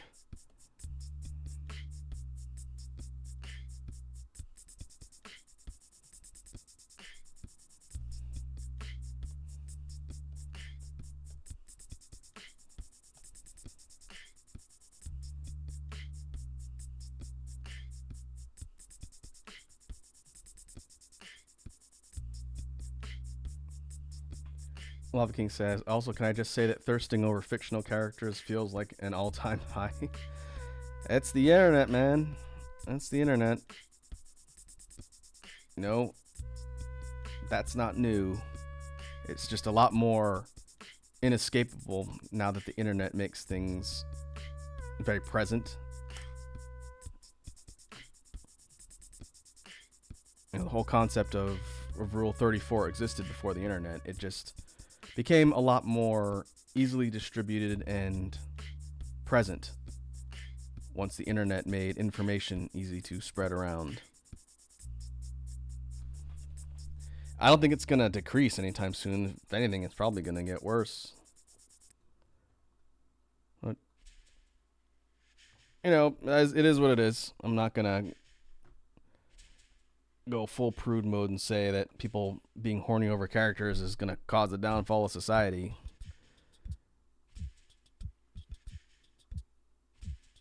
As long as it's not hurting anybody, you know, whatever. It's fine.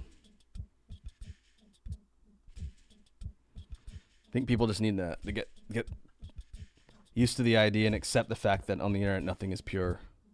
Everything is corrupted, or will be at some point.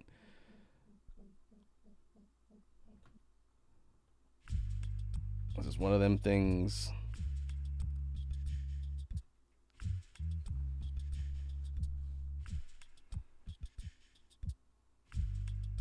Sarlet says, somehow Pizza Tower perfected the Sonic formula, speed, and level design. Yeah, everything I've seen gameplay-wise makes the game look very fast. And I'm sure people in the community, you know, speed run and do all sorts of stuff to push that. But it's definitely interesting to look at. I will try Pizza Tower eventually, Saralad. I know. It's on my list. I've got a lot of things on my list. But I will check it out at some point. It might not be in the next, you know, half year, but when I do, I'll be sure to let you know.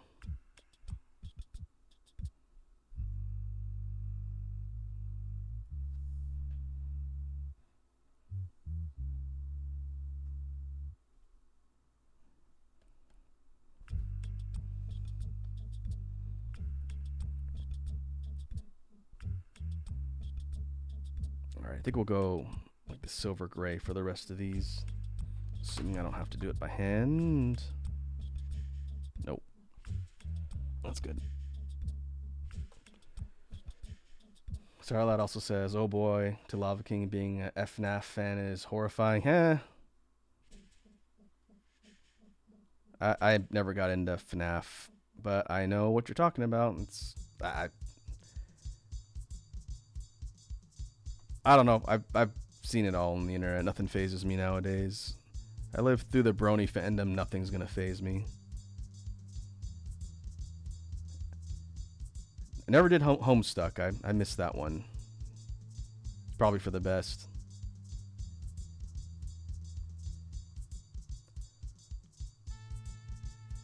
Wasn't really super involved in Steven Universe fandom, but a lot of people within it kind of killed the show for me, so I never finished it. Oop, don't do that.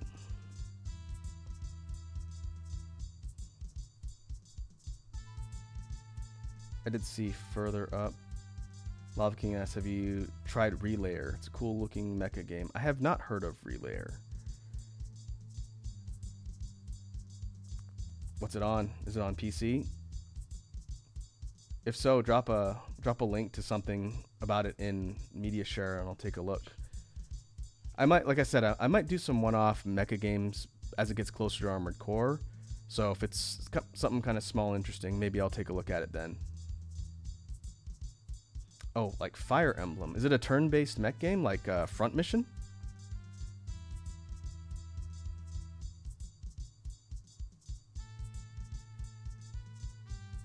Either way, I haven't heard of it, so like I said, drop a link. Starlad said, Pizza Tower is a game that has great movement to master. Very rewarding when you can just run non-stop without slowing down. Yeah, like I said, all the footage I've seen looks quick. Like, if you know what you're doing, it's pretty impressive to watch. There's a Twitter account that calls out the degenerates of FNAF, and it's funny and sad. There's a Twitter account that calls out degenerates for everything, because they're everywhere. Like I said, I don't care. As long as it's not hurting anybody, people can be into whatever they want. I'm not going to judge them. Long time ago, it was on one of the Q&A sessions I did on stream. It might have been on YouTube still before I moved to Twitch. It was a while ago. But somebody asked me like via Twitter, I need to do another Q&A stream.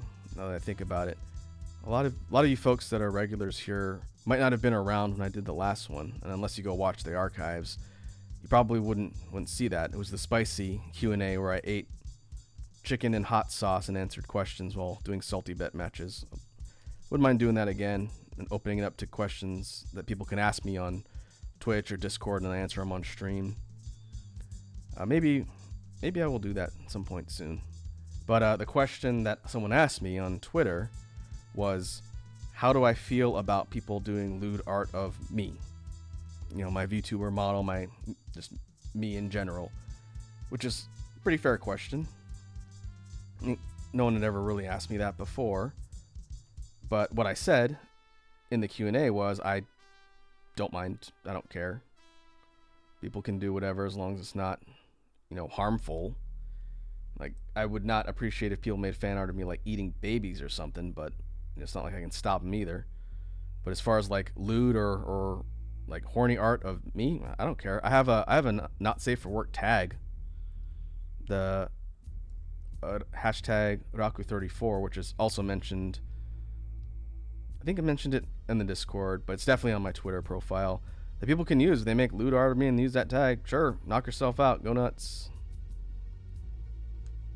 In fact, I know Wazzy has done that already with that picture of me in front of the fireplace, and I thought it was really funny.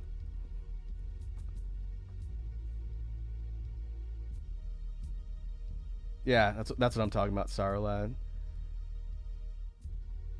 Sarlad also says don't ship IRL people. Yeah, shipping is not something I ever really got into. It's just weird.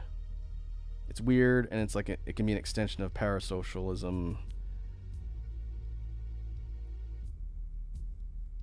People can have theories, but when you start making like ships with real people, it just makes them uncomfortable more than anything else.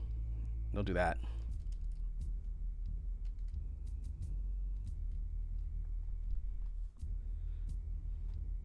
Lava King says young people are too horny. Brother, it's a tale as old as time. Since the very first cave people scrawled horny drawings on the walls of the caves, the horny will exist long after we have all departed from this mortal plane, and there's nothing we can do about it.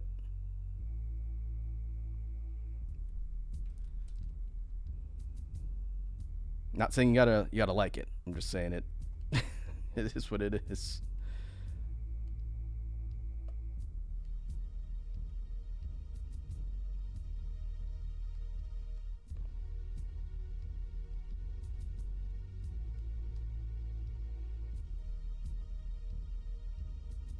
Love King says, reject carnal desires, return to space.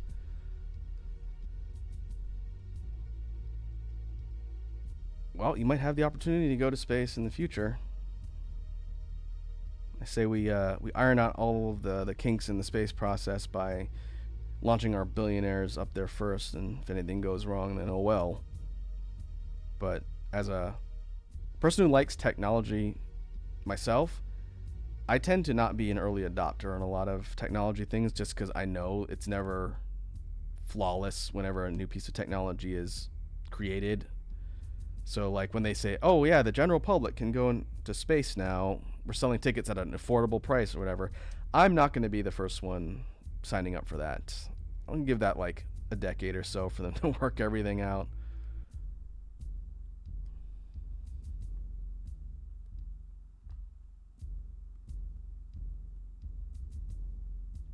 Sarla says, news people camping out like stalkers just to see a celebrity walk to the laundromat. Oh, paparazzi are bottom feeder scum. Those people get no respect from me. I understand it's their job to be, ruthless and do what they got to do, but it's so predatory. That's why I'm glad I'm not a celebrity. Not that I would ever reach a level of fame where I'd have paparazzi, but part of the reasons why I decided to be a VTuber is so that I can walk down the street and not have to worry about people saying, hey, it's the one guy from the Twitch streams. Not having to worry about that is nice.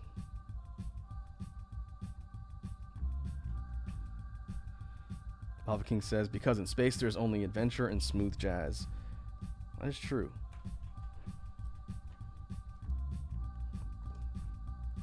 I think we could all do to have our own space opera soundtrack. As a person who does enjoy smooth jazz, I am fully on board.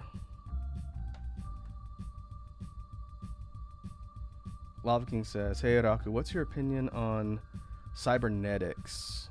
Talking about innovations in technology. Same deal like I mentioned with the space travel bit. I think cybernetics is a lot of potential. I would not be an early adopter of that tech till I'm sure that they've worked the bugs out and till I'm confident that the AI is not going to kill us all. I think it's got a lot of potential to do good. I would be kind of wary about the tech until I'm, pretty confident. Like when the Elon Musk first iteration of the Neuralink implants come out for everybody, I'm not going to be standing in line to get the first generation of that stuff. Are you kidding me?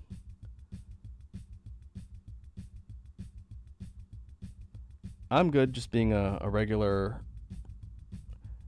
person until they really refine the technology.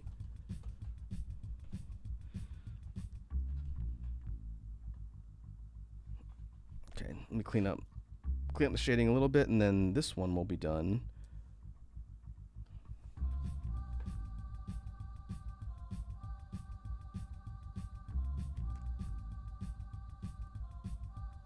I did see Sarah had referenced Titan further up. Yeah, that's exactly what I'm talking about when it comes to being a little bit wary of any sort of tech or idea. That's a pretty unfortunate story.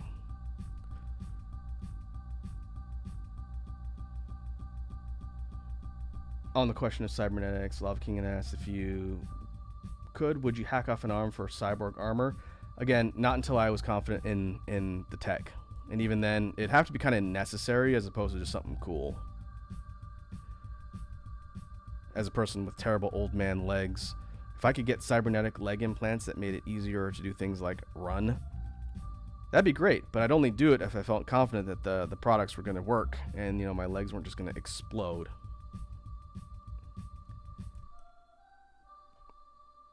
So, buyer beware. I think Latin is caveat emptor. Buyer beware when it comes to tech. That's my motto. Lava King had asked, Raku, because you like jazz, I wonder if you'd make a space opera soundtrack with jazz tracks. Oh, definitely. When it comes to like BGM stuff, the Neon Night Lounge was my first sort of experimental foray into like down tempo and mellow stuff. There's some jazz elements in that album. But I definitely would be down to kind of flesh that idea out more. do things kind of more jazz composition. I don't know how to write jazz, but incorporating a lot of the instruments you'd hear in a more space opera soundtrack, yeah, definitely. I've been messing around with a lot of stuff off stream recently that's trying to build on all the ideas and that we've seen in releases so far. So like the electronic, like techno dance stuff, I'm trying to evolve that. The mellow, kind of smooth and ambient stuff, same deal. So the short answer is yes. I would love to do like a space opera type soundtrack in the future. Stay tuned.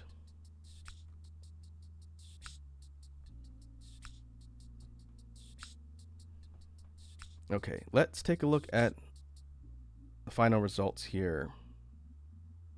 And we'll mark it off on the sheet. And then I will yield the floor on the next one, and I'll catch up on the chat. Don't worry. I will yield the floor to Sour Lad to pick the next one if he wants, because we did some of Snake's when Snake was here. Lava King picked the one I just finished, and so Sour Lad, you can choose the next ship to draw if you want.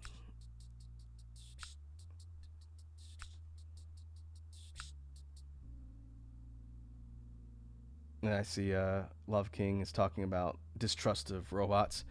Yeah, I did totally foresee like a Skynet future, man, with AI. It's just a matter of time.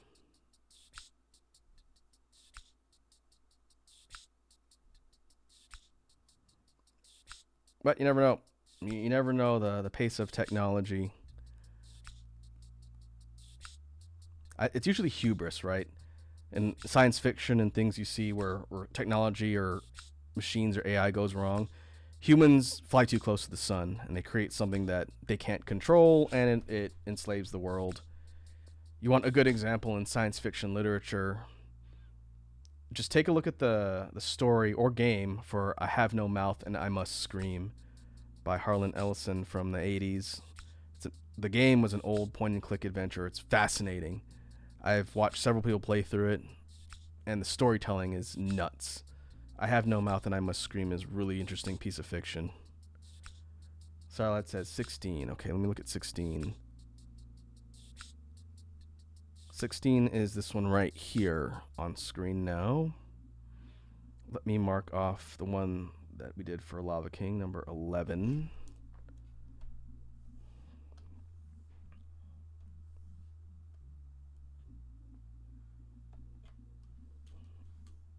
Okay, we can do 16. 16 is kind of similar in shape to 11 in that it's like a long kind of jet body, but it's got different shaped wings and kind of different sets of weaponry on it. But yeah, let's do that one. Let me save my progress here. We will see how long it takes to get through this one. See where we're at for the stream. I do need to get dinner before it grows too late. Thinking Mexican for dinner tonight. But I gotta get there before they close. I think they close at like 7:30 my time. We'll see. I haven't had street tacos in a hot minute. Street tacos sound good.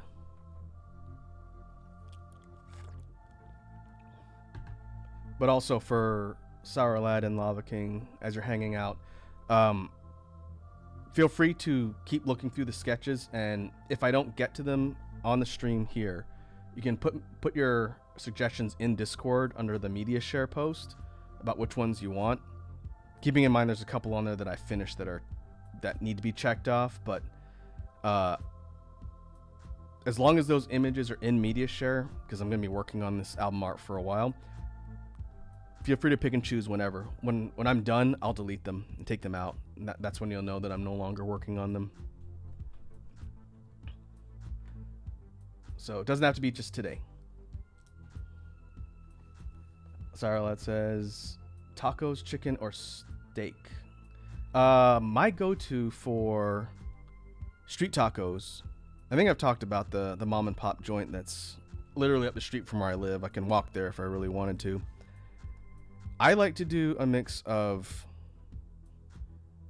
lengua, tongue, That's right, tongue in Mexican, right? Lengua and al pastor tacos are my go-to. Sometimes I'll do like asada or chicken, but the tongue ones are good, and the al pastor, the marinated grilled pork, I really like. That's my favorite. I still want to make al pastor at some point. I think I could do it on my grill, but it might be a ton of work. When I can just hit up the restaurant and get it from there, it's a lot less trouble.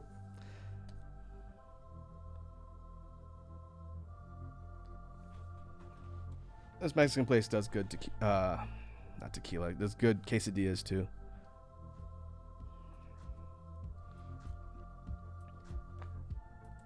Any sauce or lime? Yeah, this joint, they make their own salsas. They have like a mild, medium, hot salsa. So I usually get the hot because I like spicy. And their street tacos, they do like onion, cilantro. Street tacos are the only things I like cilantro on. Normally, I can't stand cilantro.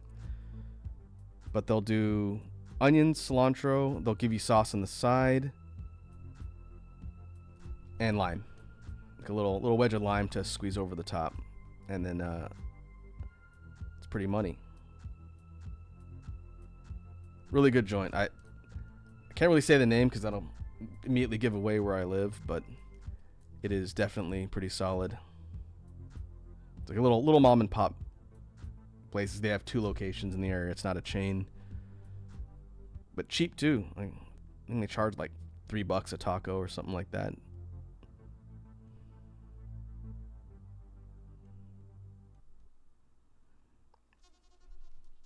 So we'll see. That's what I'm thinking for dinner.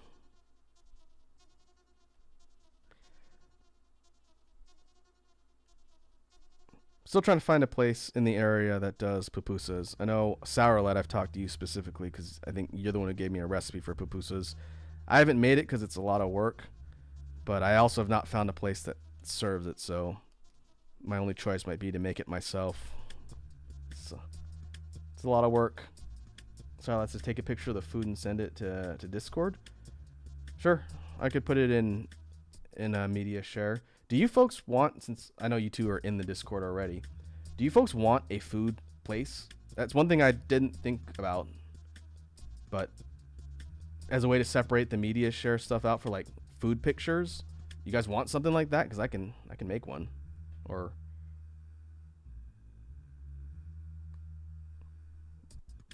I don't take a lot of pictures of food myself unless I cook something that I feel needs to be shared. But if people want to share what they're cooking or eating, whatever, that's fine with me. Or just let me know if that's what you want, and I'll put it in the Discord. I prefer that it's like good pictures and not cursed ones, but really anything food related would go there, so I'll be fine.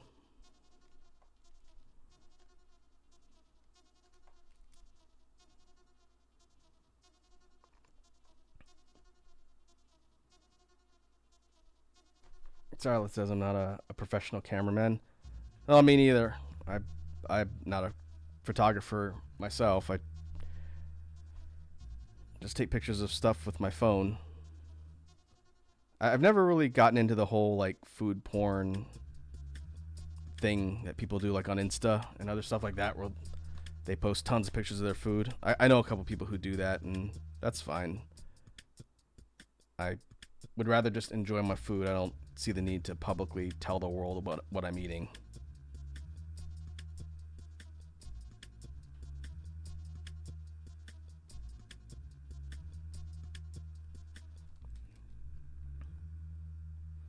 Anyway, yeah, if enough people want me to put a food section up in the Discord, I can do that.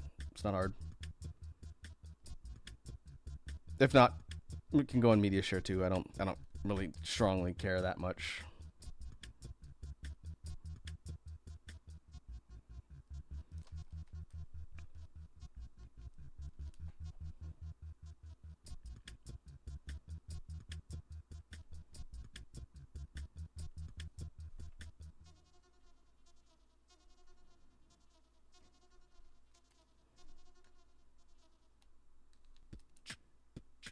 Okay, keep working through the inking here on number 16.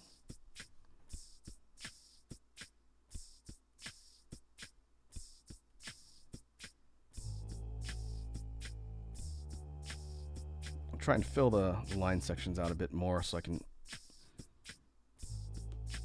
fill in color easier.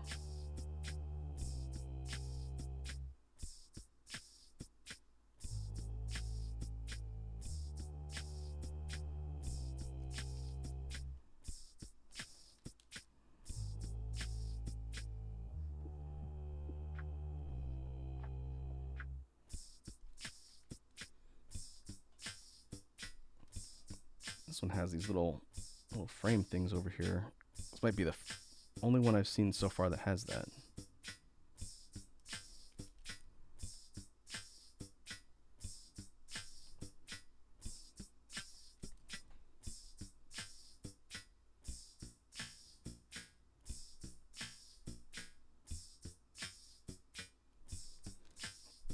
What I'll do is I'll do the cleanup before I mirror it. I'll just hide the sketch layer. I didn't do that last time. I think that's why I ended up having some issues with filling down colors.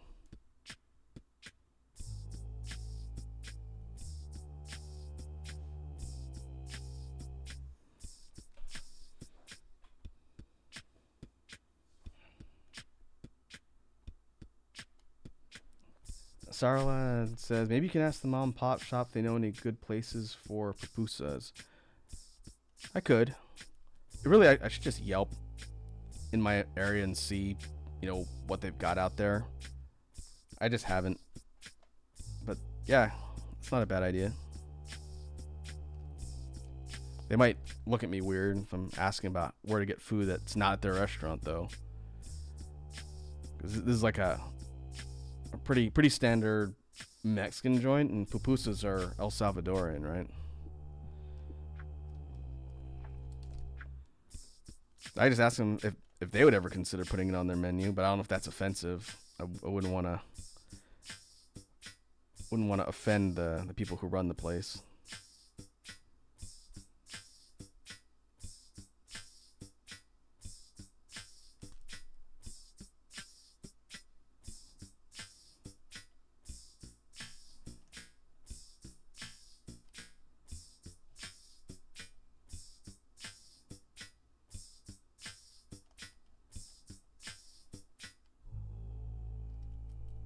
Okay. I think that'll do. Now let's duplicate this and flip it.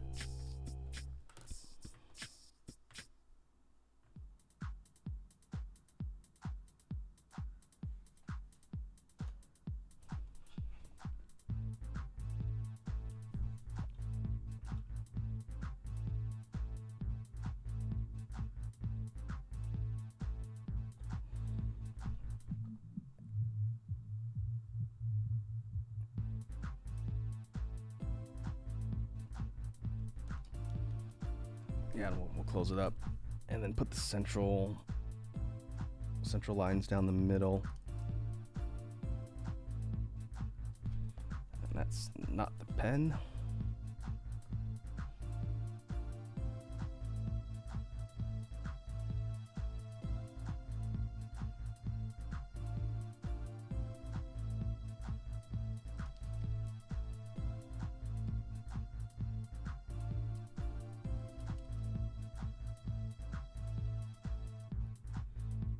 Now, speaking of Mexican food, this would be a question for anybody in the chat to answer. What are your go-tos for Mexican food? Like, if you go to not like a Taco Bell or like a fake American Mexican food joint, but if you go to a Mexican food place or like a truck, what are your go-tos for Mexican food?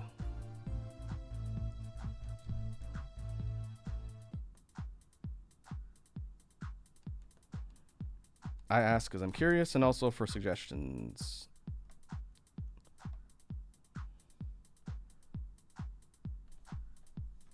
Lava King says, is that Jarritos?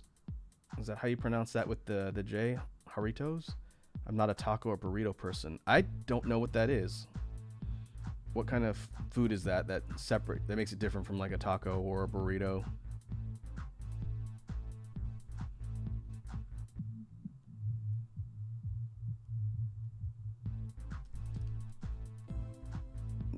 I'm trying to think if I've seen that on. Oh, drink brand. I see. Is it like a soft drink? A soda? Ah, I see. Mexican soda.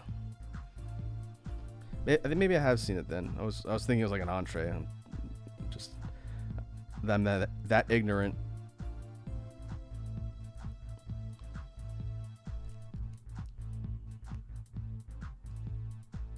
I know I've tried Mexican Coke. That's kind of a thing that's popular here in the States. And it's good. I don't really drink soda, but it does taste different from your regular garden variety Coca-Cola. My drink of choice, not talking about food, but my drink of choice at like a Mexican place is horchata. I think horchata is really good. The place that I go to up the street, they have like a machine where they make it. I don't think it's a scratch recipe. The El Salvadoran joint I used to go to that was near my office, that was like a scratch thing. They just kept it in like a big metal bucket in their cooler, and they would like ladle out the horchata in the glasses over ice. It was fantastic. That's the first place I had it.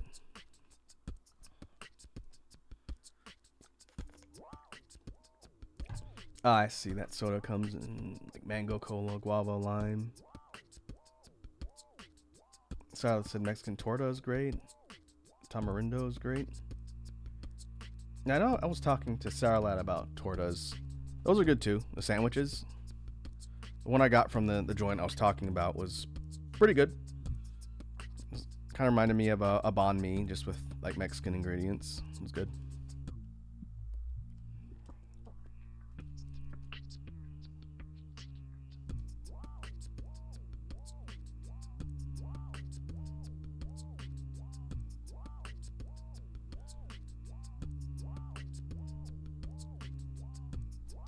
Okay, let's see if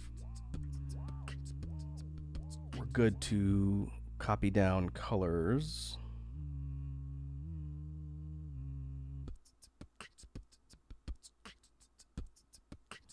Let's put the palette off to the side so we can get at it easier.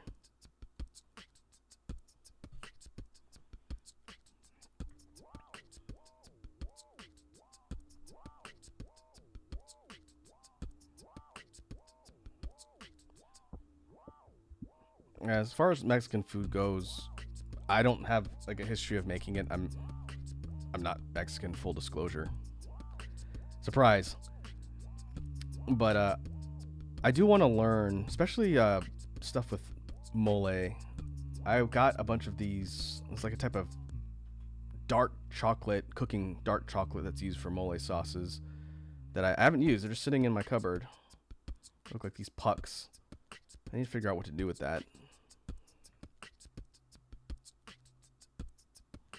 I have an uncle that is pretty skilled at making Mexican food because he lives in California. A lot of good Mexican in California. And so he's the one who gave me that.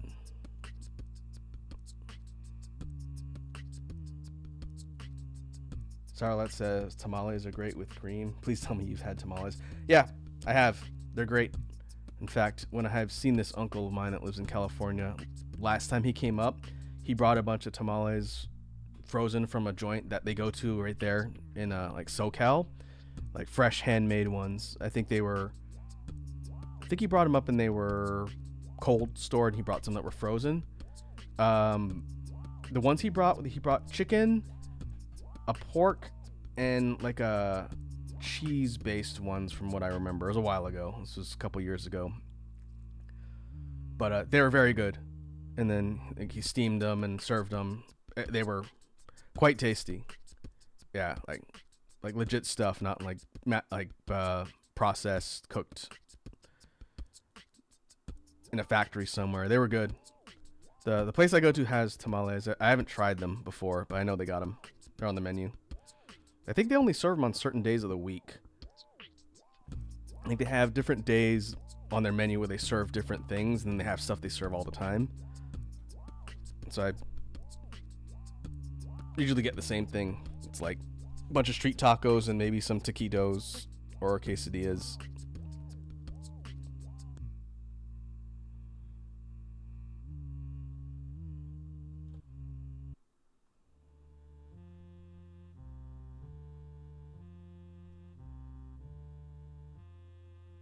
Okay, let's see if we can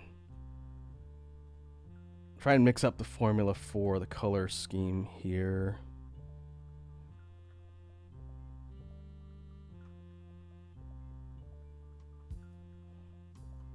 Whoops, that's not what I wanted.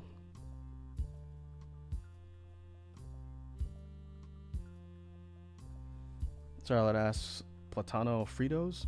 Are those plantain chips? Is that what that is?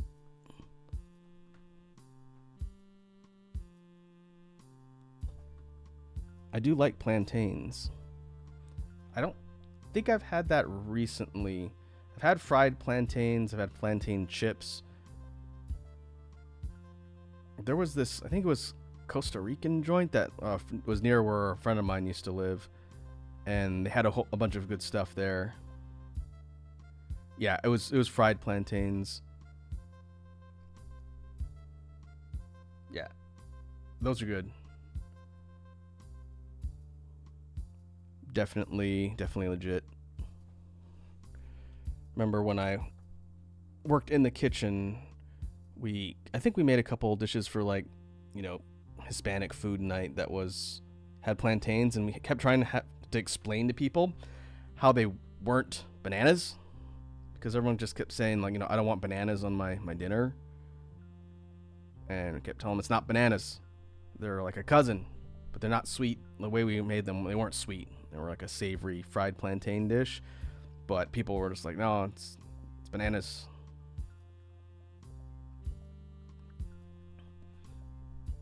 Salad says chicharron.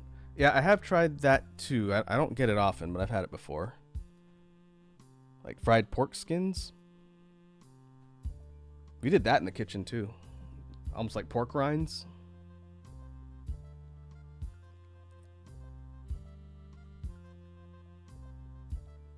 It was also tasty.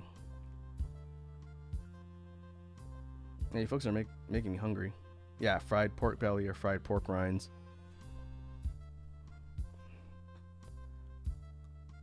Yeah.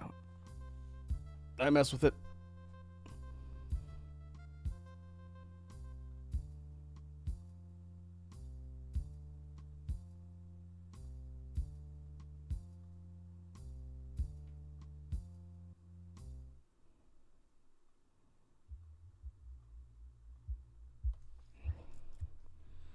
All right. Let's save our work. I think it's been a hot minute since I saved. Now we do the shading.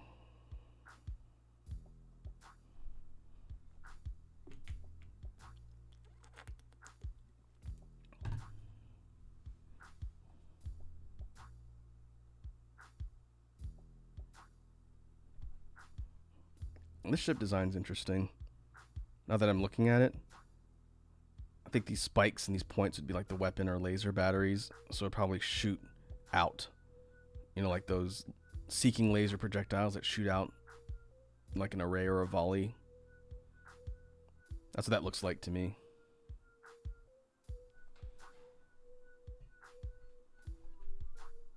Saraladas, ever had that drink with chopped fruit inside? I don't know without hearing the name. The only thing I could think of I've had that's like a drink with fruit in it is sangria. I don't think that's what you're talking about, but that's the only thing I could think of. And that's all right. I'm not really a wine person in general. I don't like wine, but like a good sweet fruit sangria, I can drink.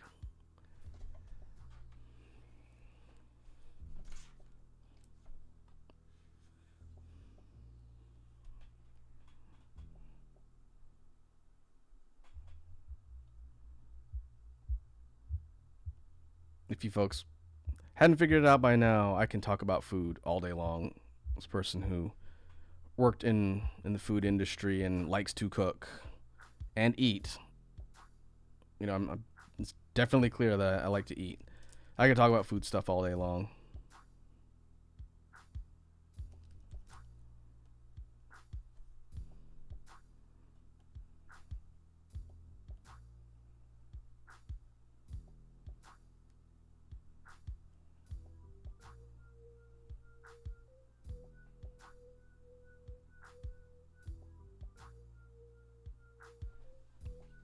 Sometimes it's with chopped apples and grapes. Really good drink. What's it called? What's the actual name, Zarlad? That way I can look for it on menus.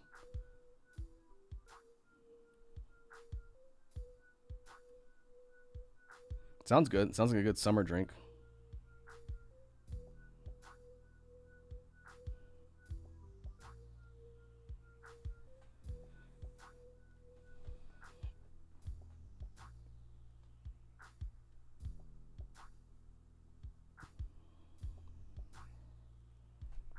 Okay, let's do the darker sections here.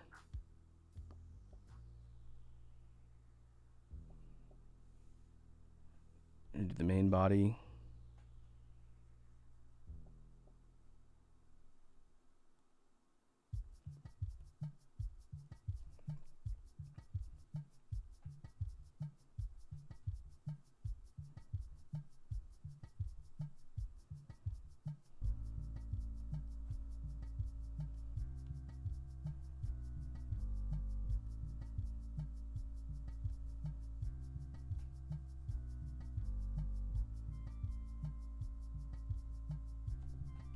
Now we do the turquoise sections.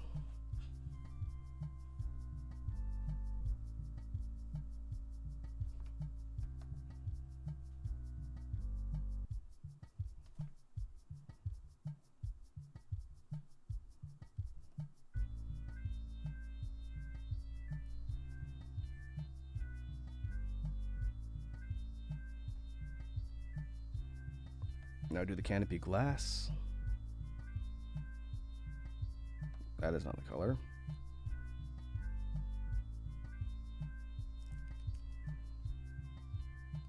Do a quick pass to clean up all the spots we've shaded. And then this one will be done and ready to go.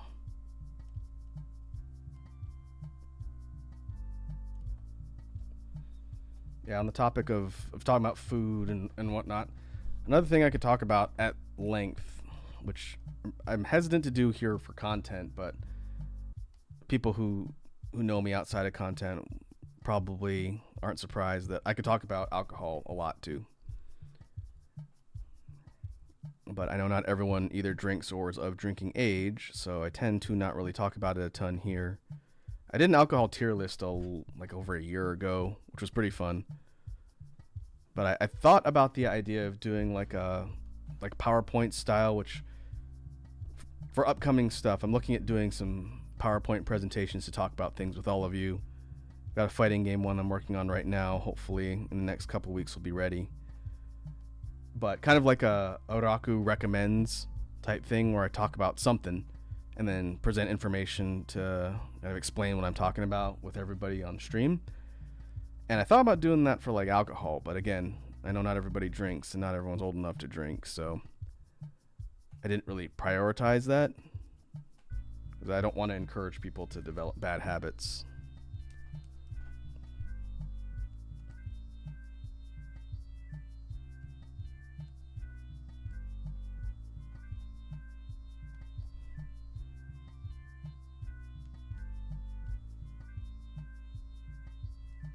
Okay, I think we are good on the shading layer here, so we can duplicate it, flip it, and copy down, and make sure everything's cleaned up. And then this entry is done. We'll put it in the list of the others, take stock, and I think the last thing I'll do before we wrap up for today is do the other one, Snake recommended, just to close the loop.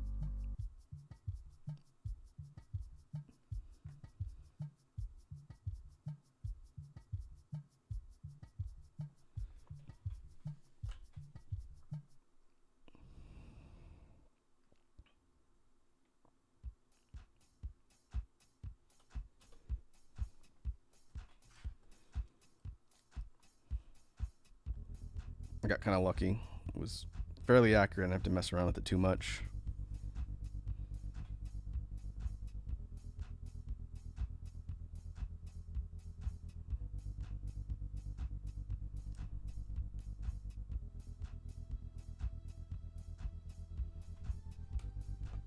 All right. I think that one looks good. Let's save our work. We'll put the entire list up, compare, and we'll move on to the last one.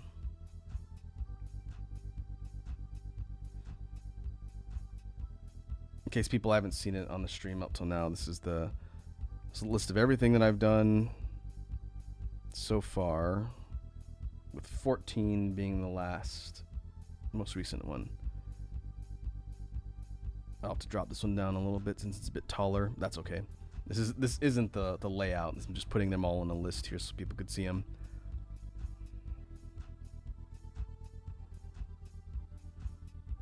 We've done 4. That's not bad. 4 in a couple hours. I think if I was doing these by myself, because I wouldn't be talking, I could do them faster, but we've had good conversation, so I don't mind. We started here, and this was the one we just finished. Starlight says, I found it. Refresco de ensalada de fruta. Fruit salad juice. Oh, interesting. I will keep an eye out for that on menus at like a Mexican joint. Sounds good. What's the base drink? You said it has chopped fruit in it, but is the base like a fruit juice base? Is it like a cream milk base? What's the base of the drink that all the fruit sits in?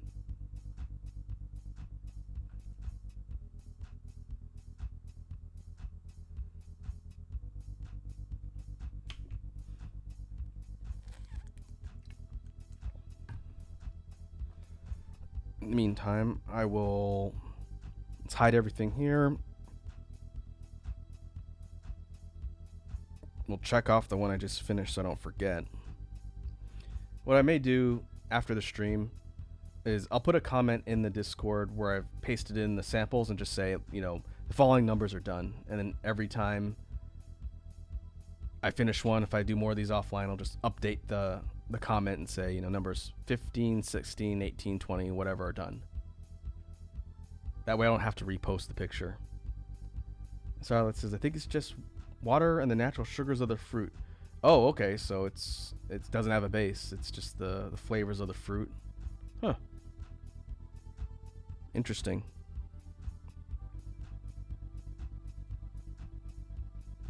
Like I said, sounds good, man. If I see it and I get a chance to try it, I'll be sure to let you know.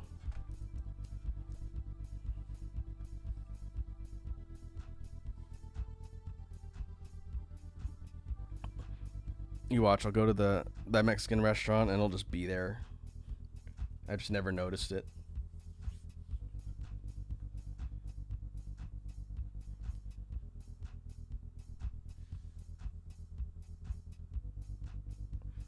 Alright, so we checked off 16. The one Snake recommended was 30, I think.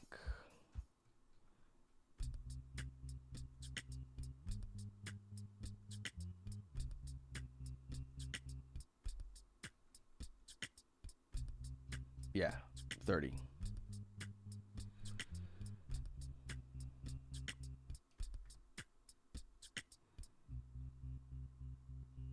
This one right here, like Snake said, it's kind of like a scarab looking one. I could probably refine the details on the body a little bit for this one.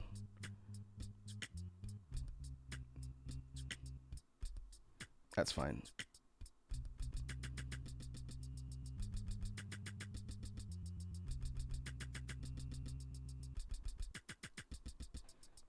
This one's a little bit off center. That's fine. I can make do. So this will be entry 15.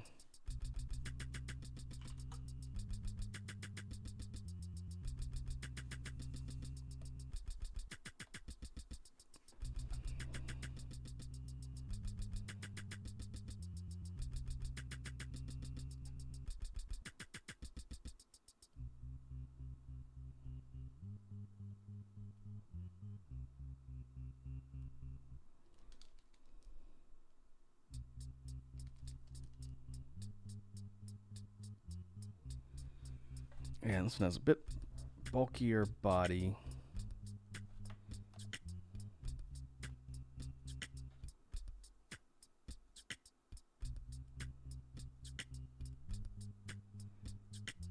But we want to keep the bee theme. These are all supposed to be bee themed, as inspired by mascot Echo.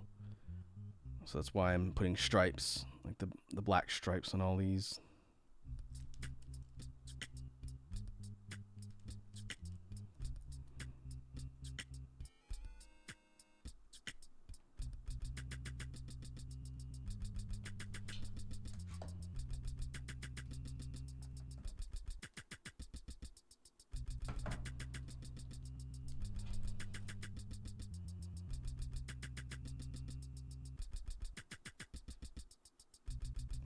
Actually, we'll make a little bit more room and put the stinger further down.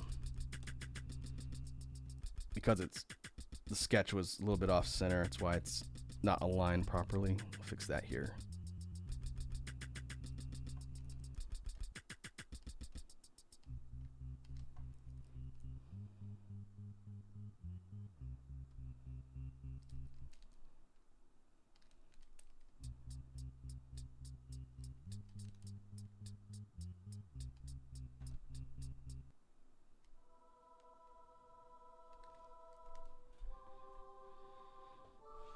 We have clarification on the recipe. Sarlad says water, fruit, sugar. Some might add different sweeteners or juice into the mix. Okay, yeah, seems like a pretty simple base for the drink, and then I guess you lean on the fruit to really flavor it and kind of affect the profile of the drink itself. Kind of like a fruit lemonade almost, except without lemons. Like I said, it sounds like a good summer drink.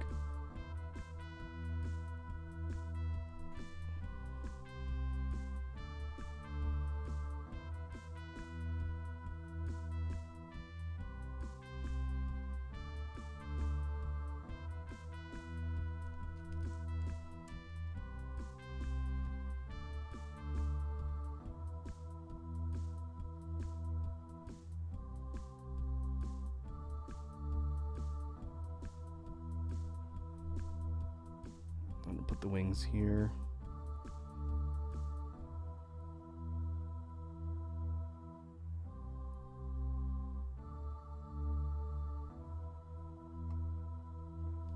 Oh, hey, Mason Pari 23 is here. What's up, Mason? Good morning. Is it morning where you're at? If so, good morning. Welcome to the stream. Hope your day is going well. We are doing some art concepts for upcoming music album art. I'm drawing some bee-themed spaceships that are going to be part of the art. And I've been asking people in the chat to choose which ones they want me to draw to add to the list. Mason says, just had breakfast. How are you? I'm good. It is quite warm where I am at today, but other than that, it's been a pretty chill stream. We've had a lot of interesting conversation about food and all sorts of stuff.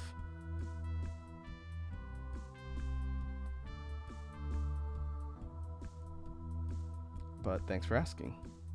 So it says, I'm alive. And that's nothing wrong with that. I'd say that's the minimum we can ask for, but really, that's a mood. When I get through a work day, that's pretty much how I feel too.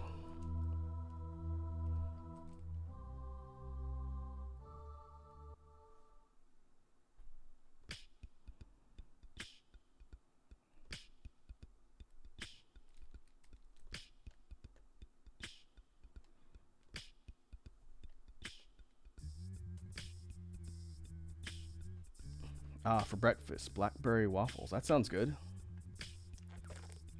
You can't go wrong with fruit waffles. Are you a maple syrup person or like other fruit syrup, or what do you usually put on your waffles?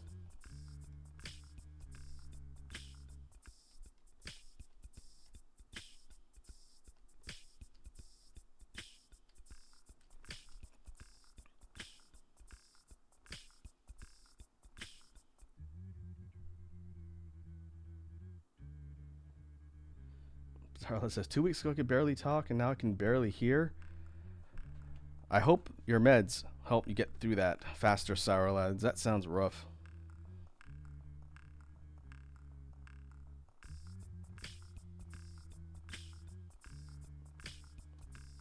But definitely take it easy and not push yourself.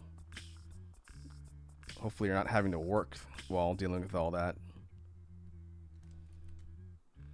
Antibiotics and painkiller. All right. Well, I hope you feel better, man.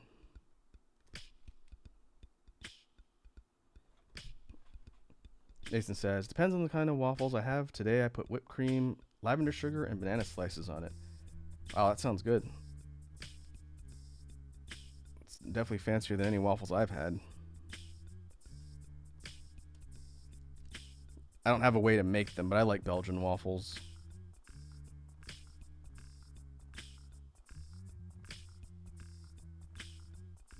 I used to have a waffle iron. I think it broke. I haven't had a waffle iron in forever.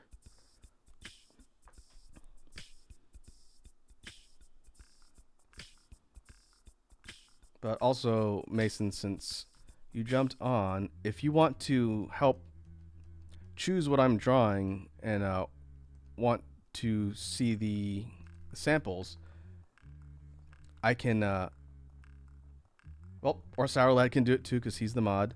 If you want to join the Space Bee Discord, the sketch templates for these ships that I'm drawing are there. And what people are doing is people have been looking at the sketch concepts and just telling me what number they want me to draw. And then that's what I've been doing on stream here. So if you feel so inclined and you want to join, feel free.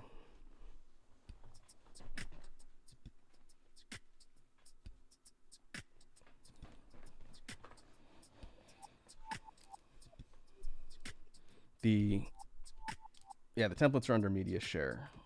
Make sure I'm giving people the right suggestions. Yeah.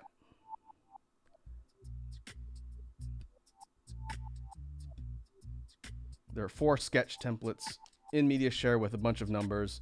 The ships that have a number checked off. Let's see. Do I have one on here? Like 38. If it's got a check mark, it means it's already been drawn. It's already done.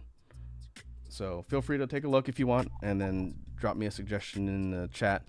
I suppose I have time to do another one. I'm almost finished with the lines on the one Snake picked earlier. Lava King says, abandon waffles, embrace pancakes. I think I like waffles more than pancakes, but both are good. I think I like the versatility of waffle texture, but I've been known to enjoy both.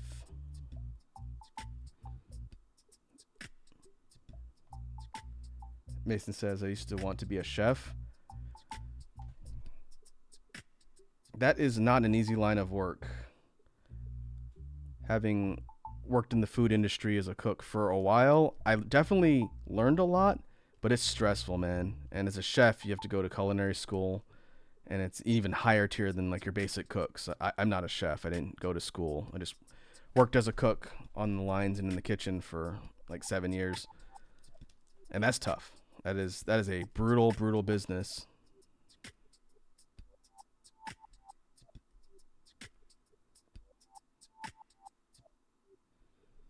Okay, 40.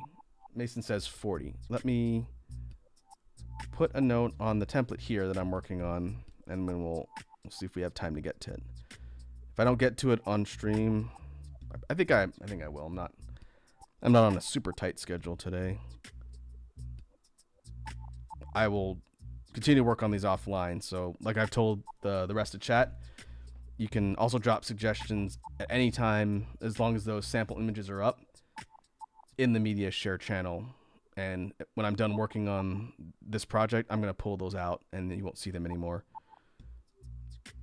So let's see, 40 down here. Kind of butterfly looking one. That one is pretty cool. I'll put a mark there so we know to do that one next.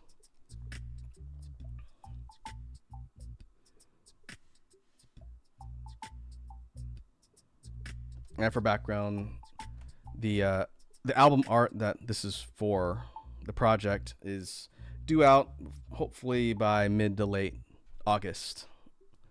It'll be BGM Collection 3.0. That's why I'm working on this now, because I would like to have that done before the Extra Life event and out. I think I'm debating whether or not I want to do a release party for the BGM collection. I haven't in the past, but people seem to enjoy seeing the stuff and hearing me talk about it a little. So even if it's just me, since I'm not collabing with anybody for that one, like the previous two albums, maybe we'll just do like a chill stream and I'll show it off and talk about it. Because unlike the tracks on things like Far Future Days, Neon Light Lounge came out in June, the BGM collections are partly created by all of you folks on stream. When I do jam streams, people give me suggestions and you folks help me write the songs. So they're really collaborations with all of you. But we'll see. Lava King says, I used to want to be a magician. It's also a tough field.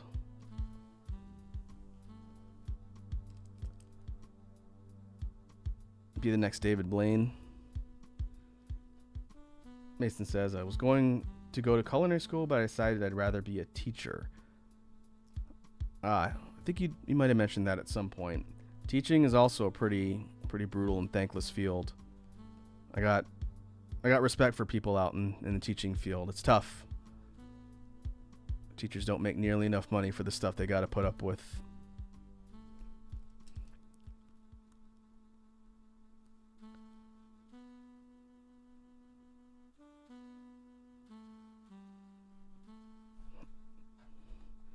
All right, let's duplicate this layer and we'll flip it over. And then we can get ready to do color assignment.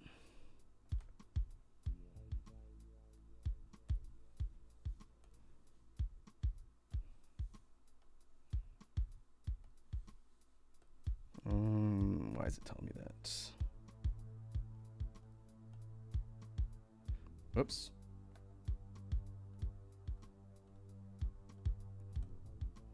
Duplicated the wrong layer.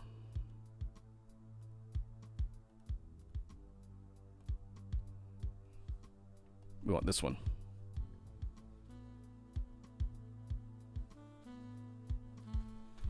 Mason says, where I teach, tattoos and piercings must be covered or taken out. Ah, I see. So there's a strict dress code. The private school? Sounds like something a private school would do. But I think some public schools have some pretty strict requirements.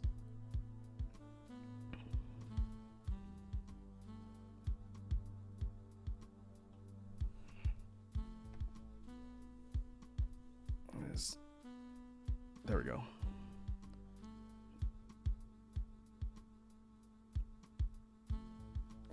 Try to stay on center here.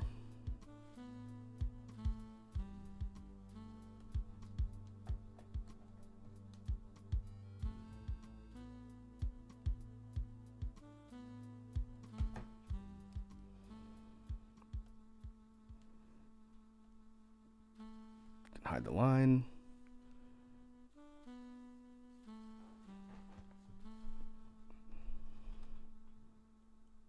Add our center lines, do the cleanup, and then we can start filling down with colors. That was probably redundant for the folks that have been on the stream for a bit hearing me explain the process, but for those who might have tuned in later, that's why I'm kind of explaining what I'm doing, just so it's clear.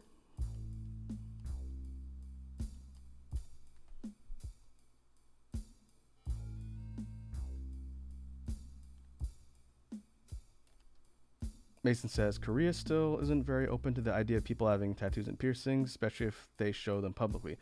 Ah, I didn't know you were in Korea. That makes sense. I think Japan is the same way too, culture-wise, when it comes to stuff like that.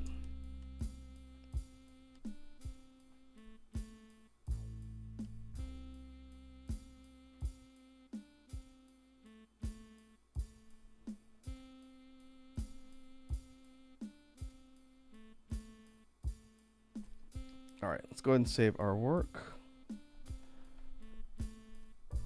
and start throwing some colors on this thing.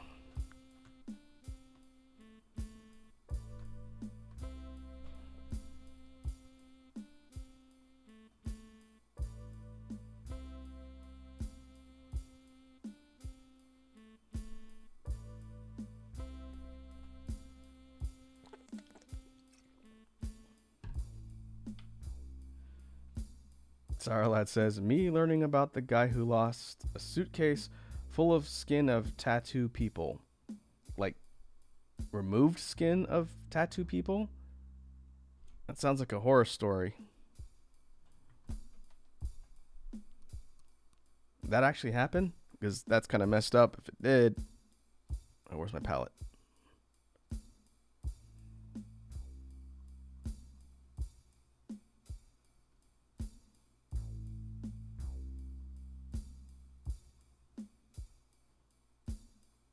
There we are.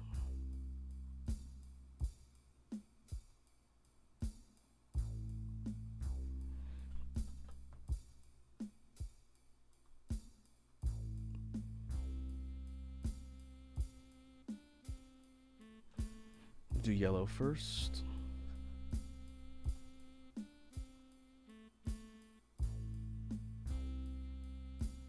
Again, B color palette. So all of these ships are inspired by my mascot, Echo, which is why they use the same color palette. It's all sorts of different ship designs inspired by my Space Bee mascot. Mason says, even though I dress along the dress code, my students still found out about my piercings. Yeah, students can be remarkably perceptive even when you think they're not.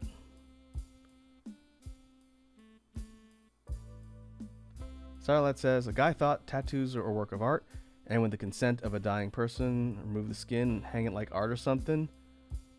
That, well, with consent, it's, I guess, ethical, but that's gotta be quite the conversation piece. If you go into someone's home or anywhere and they're like, hey, would you like to see my tattoo skin collection? I think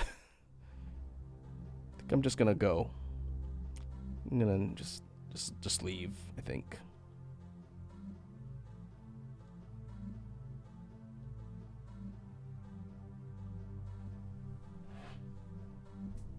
$1940s. Oh, that was a long time ago.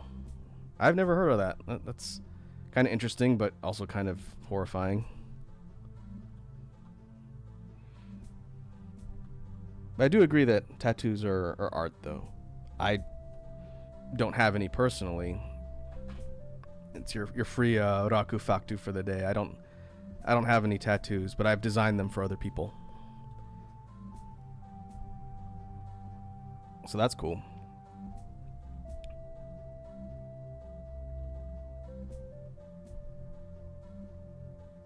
No, we want the lighter one. That one.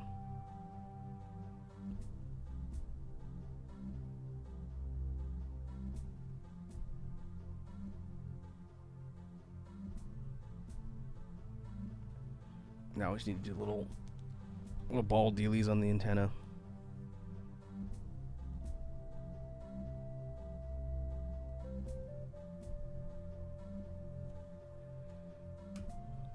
And now we can move on to shading.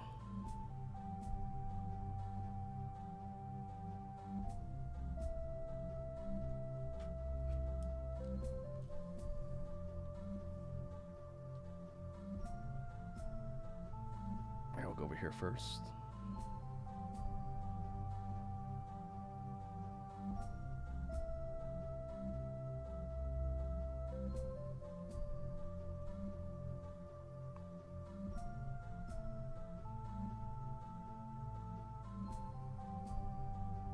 Mason says, I have a lavender dragon across part of my chest, going up my neck a bit. I have to use makeup to cover it, but I'm super proud of it and its meaning. That's cool.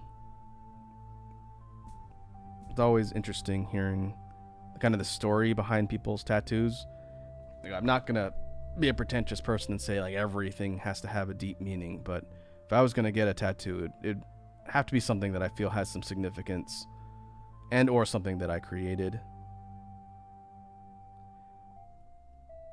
But thanks to the pandemic, that definitely shifted to lower priority, so I don't know if I'll ever get one.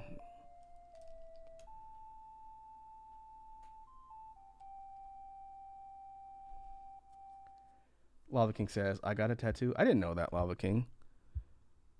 Feel free to share the specifics if you are comfortable with the chat.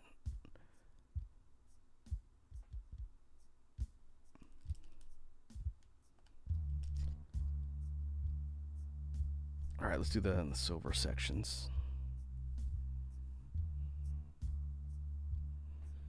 I guess I shouldn't say that I'm surprised. That's not a question I normally ask my community. It doesn't come up super often. So it probably isn't fair to say, oh, I never would have thought you'd have a tattoo. We literally never talk about it. So that's fair.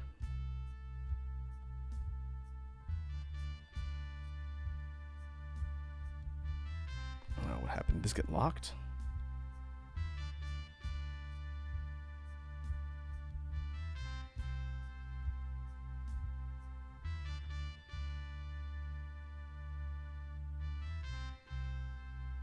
There we go.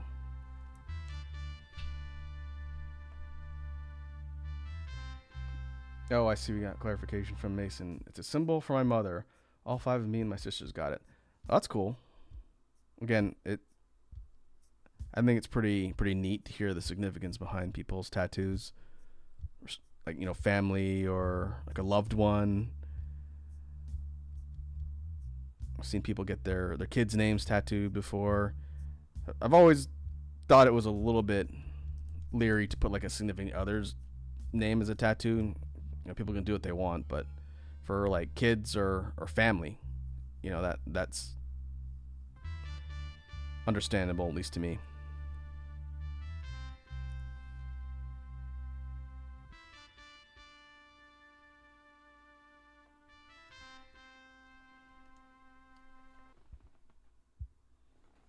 Oh, I see what you're saying, Lava King. I had to look over because my chat's kind of small.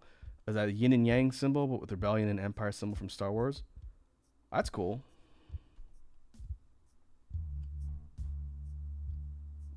Lava King says, I'm also planning a Dragon Pegasus constellation on my underarms. Nice. For a long time, I've wanted to design a sleeve, but like I said, it kind of shifted lower in priority. I really wanted to do like a Monster Hunter sleeve, to the surprise of no one, since I play a lot of Monster Hunter on this channel. I think doing something kind of like Japanese inspired with the monster designs as a sleeve would be cool, but I don't know if I would be able to do that myself. I'd probably have to ask another artist to do it. Some of the other design work I've done is not necessarily that complex, but I don't know.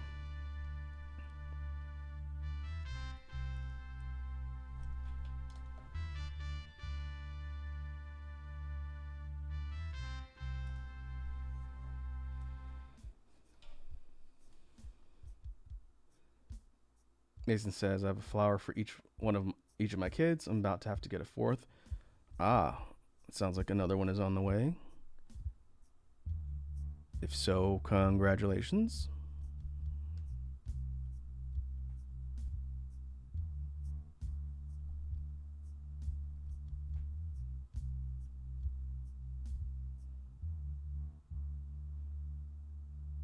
Ah, Lava King says, I like mythology, constellations, and Saint Seiya. Makes sense. Seems to track. Hey, Prince is here. Prince Lemon Virtual. A Dolomadur going around my arm would be fire. Yeah, dude. If you're talking about Monster Hunter tattoos, that would be a pretty cool one. Shout out to a 4th generation Monster Hunter with the big snake elder dragon.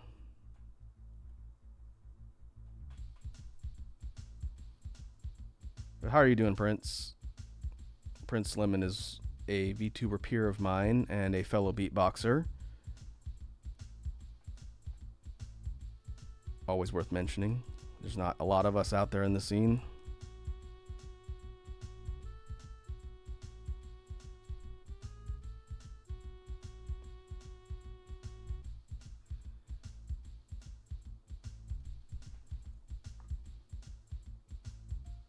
Ah, Mason says we're thinking there's one on the way. We aren't for certain yet. I gotcha.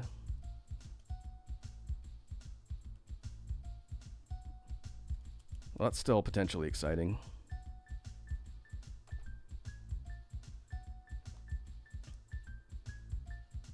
Lava King says on the topic of Monster Hunter tattoos, I wouldn't mind a Barioth or a Zenogre or a Puke Puke.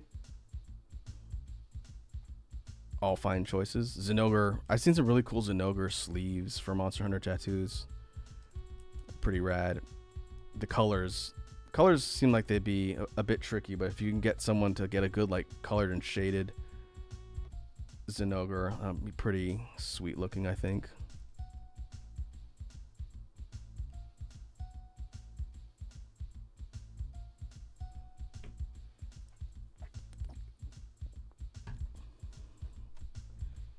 Prince says I'm recovering from sickness. How's everyone else doing?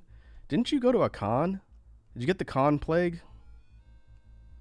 I thought, well, maybe it was someone else. I thought it was you who went to a con recently. If so, good luck. I've definitely been there. I haven't been to a con since before the pandemic, but it was always very much a concern that I was gonna get the pox whenever I went to one of those. I miss cons though. Used to go to the Penny Arcade Expo. It was a lot of fun.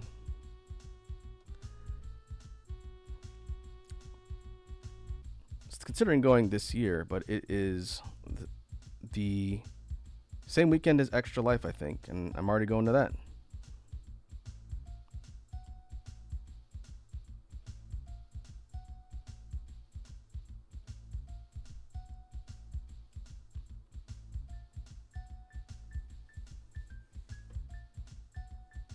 Lava King says poison doesn't get enough love in Monster Hunter. Yeah, I could definitely see that. The poison element monsters. There's Chameleos in Rise. Chameleos, Puke. Who else is poison? They need to bring back Nursilla, the spider from the previous games.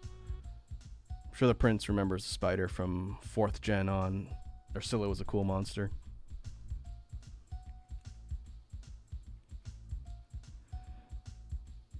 Alright, I think the shading is good. Let us flip this one over and get it in place.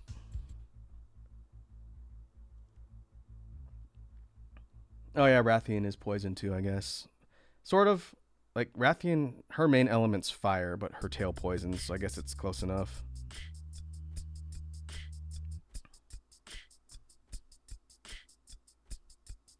And Espinas is fire and poison.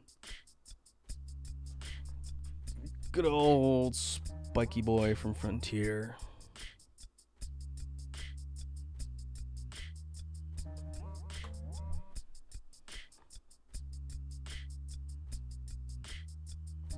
Nathan says spider. I love spiders. Well, there is a monster in Monster Hunter, the one that I was streaming recently, Rise Sunbreak. There is a monster in there. I don't think I fought it, but on stream. There's a monster in there inspired by a pelican spider. That is Rachna Kadaki. Which is, I think is a cool monster. The fight's kind of mid, but the monster itself is pretty neat. If you folks have never seen a pelican spider, Google it. They are a wild looking animal. I've never seen one. I don't think they live in my area. But they are pretty unique for an arachnid. Very cool. You can see why they used it as inspiration for a Monster Hunter monster. Brent says, I will be better. My body doesn't have a choice. That's the spirit, I guess. Well, I do hope you feel better.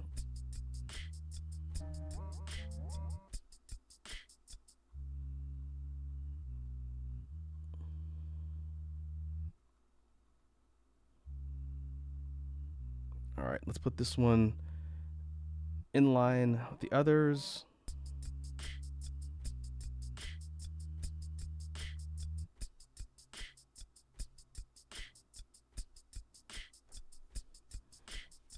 Prince says, as someone with arachnophobia, I will not Google it. Pelican spiders are pretty sweet looking, though. Like something you'd see in like a FromSoft game.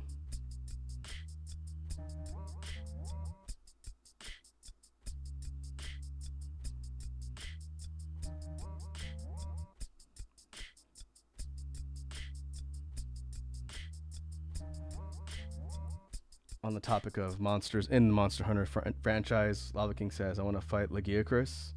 Oh, yeah. Good old Logi, 3rd gen flagship, who has not been in a game proper since GU. Due to skeleton issues, they couldn't put it in World, and it obviously wasn't in Rise Sunbreak. I think Logi's going to be in the next game. I'd be very surprised if it wasn't.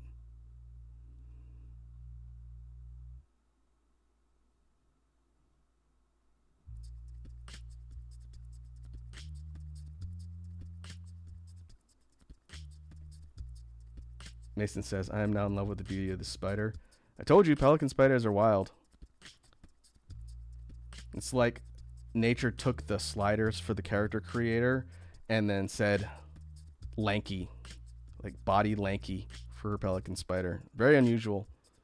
I don't think they're very big though. I think they're small animals, which is probably good. If I saw something like 5 inches tall with that body shape running at me, I would probably be very, very concerned.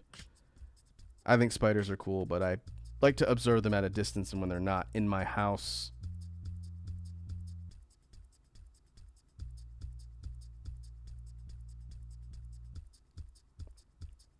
So it says Google mountain chicken. Mountain chicken?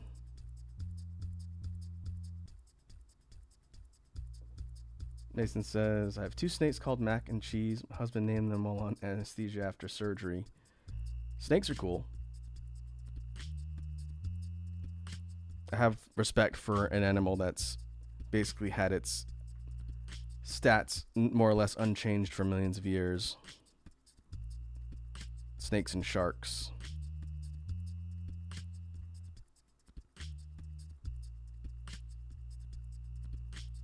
Okay, let's do this last one since this one was suggested by Mason. I guess let me do this too, since I know the Prince jumped on here just a little while ago, and I wouldn't want to exclude him from the process. Prince, I don't know if you've gotten. You're not in my Discord, are you? Let me just check. Be redundant. I don't think you've been here when we've had the link before. But what I'm doing is I'm taking suggestions from the chat on which of these ships to draw for upcoming album art. And so, let me do it here. The reference sheets that I have here with these sketches are in my Discord. So if you want to join, then you can see.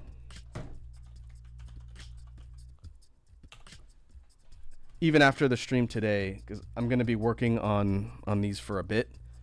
If you have a suggestion for one of these that you want me to draw, then you can always put it in the Discord, or you could put it in here and I'll mark it and then I'll draw it in the future, because I'm going to do one more that Mason suggested, and then we'll wrap up. Prince says mountain chicken search led to 2 results, and one of them I liked, the other result I really liked. Now I want to Google mountain chicken. If it's terrible, I'm going to ban Sour Lad, though.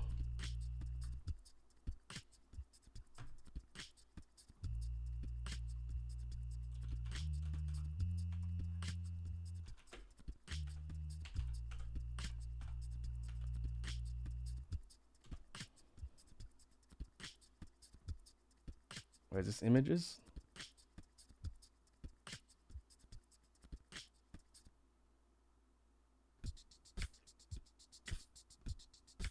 I got a bunch of pictures of frogs when I Google this, not chicken. One row is like a bunch of, looks like fried chicken wings or something. The rest is Frogs.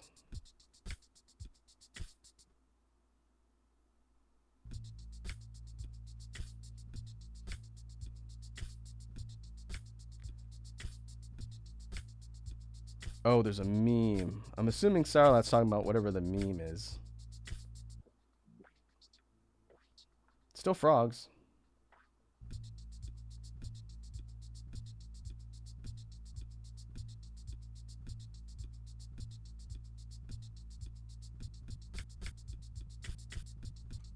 Baited by the frog. Oh, you sour lad.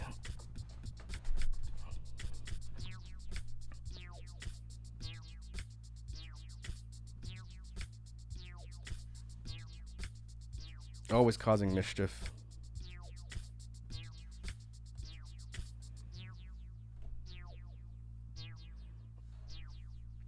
Okay. Let us get to work on number 40 here.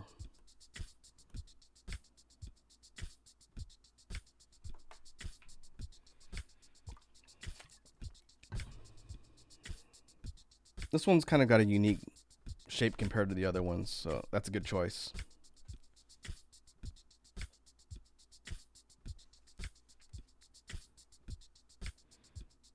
Mason says, a mountain chicken is a frog, and I love it, but I'm also quite confused by it too.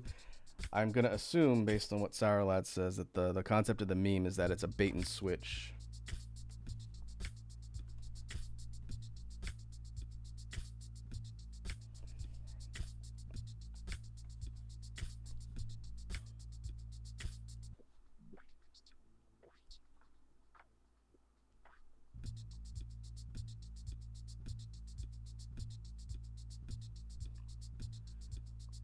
Because it lives in the mountains and is the size of a chicken, I guess that would track.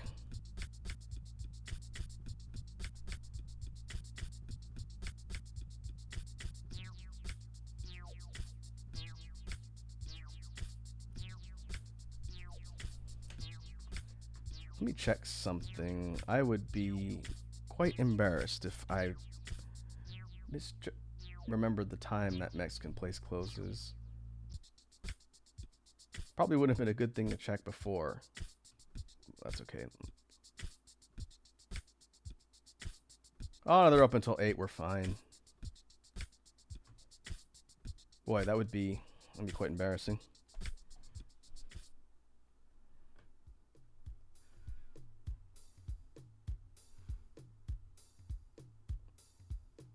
Prince says it probably tastes like chicken too. Frog legs do taste a lot like chicken, says Mason. Have you ever seen the YouTube video, The Dancing Frog Legs, folks? Talking about culinary adventures? If you don't know what I'm talking about, do yourself a favor and go to YouTube and just search Dancing Frog Legs.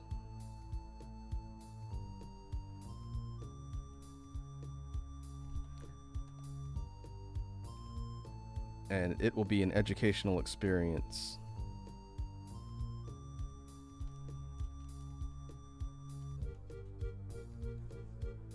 Sarlet says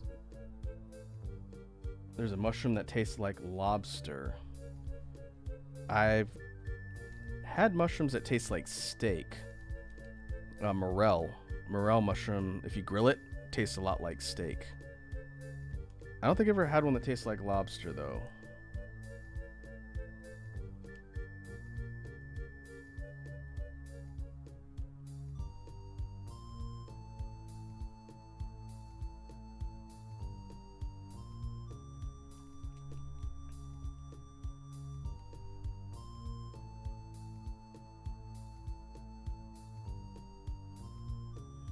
Mason asks, is it from when they continue to move even though it's dead?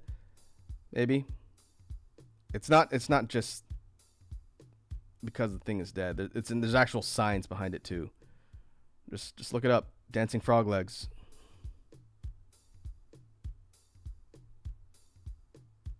It's like a science experiment. You can repeat the science experiment at home. Show your kids.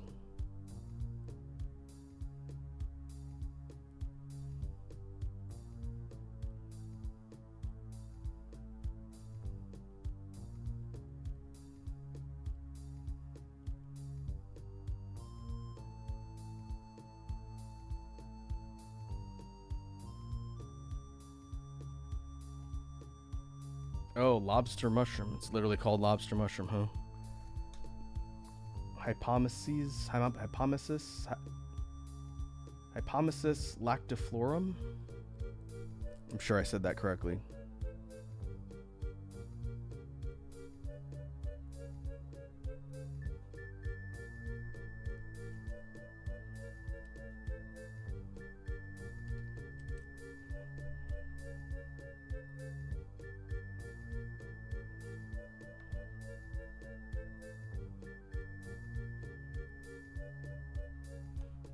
I do like to cook with mushrooms, but I've never heard of that one.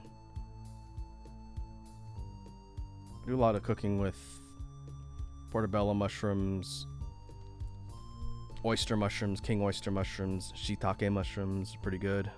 I could put those in my curry. We were talking about curry the other day.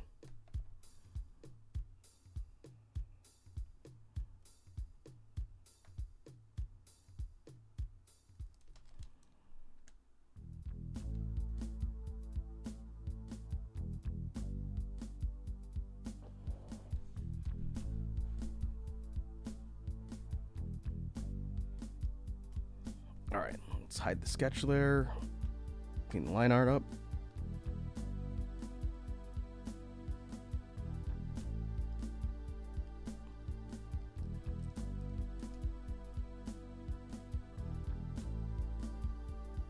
Mason asks, have you ever seen a wolffish? Maybe? Sounds like something I would have seen on a nature video or something.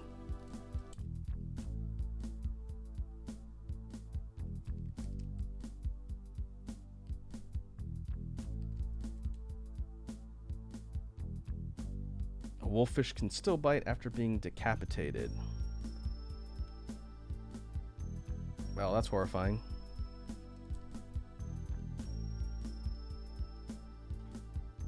Sarlat says there's a fruit that tastes like ice cream. I know cotton candy grapes are so named because they taste like cotton candy. Those are expensive. I think it's a marketing gimmick, but I haven't tried them. Apparently they're good. I just never see them in the store, and they're kind of expensive when they do sell them.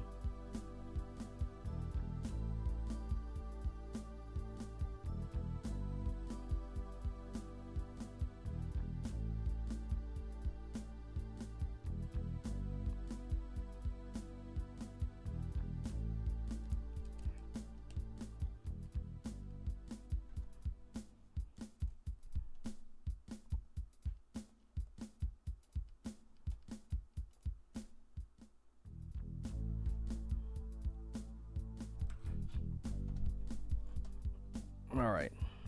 I think the line art is just about good.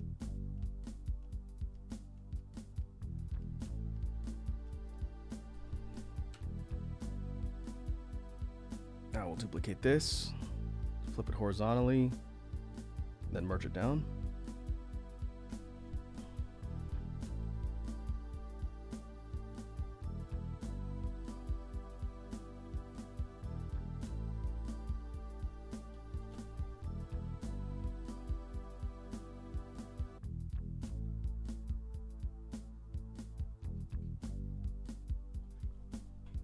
And then we'll just close up the parts in the middle.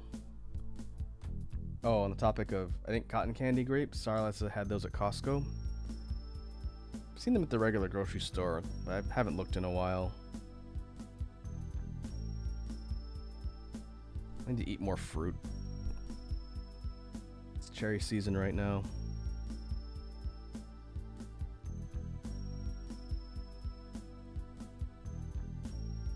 That's one thing I would do if I lived on property, like acreage. I'd want to grow like an orchard to have fruit. I do not live on acreage. I do not even have a yard. So all of my so-called gardening that I tell you folks about every once in a while is all done on my balcony outside my place. But you got to start somewhere.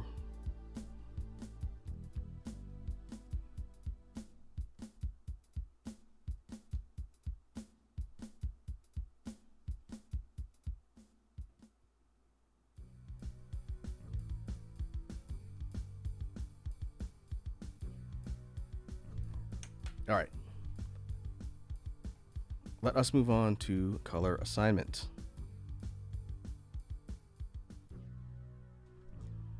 Where's my palette? Let's pull this. There it is. Stay right there.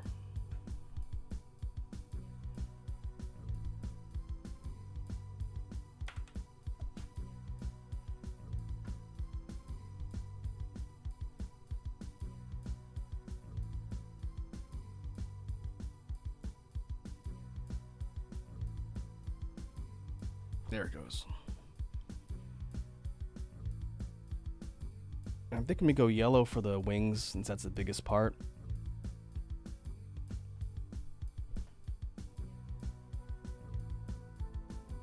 And then we can do darker highlights on the wings, like these flaps. I think that'll look good.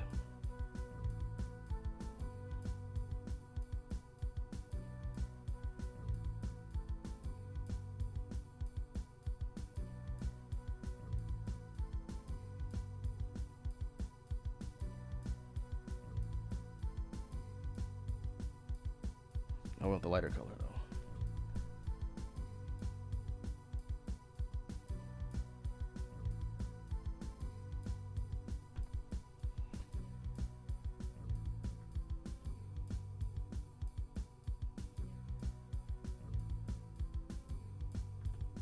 And we'll go different color on the quote-unquote stinger part and the spikes. We'll go turquoise for these like we did in a couple of the other ones.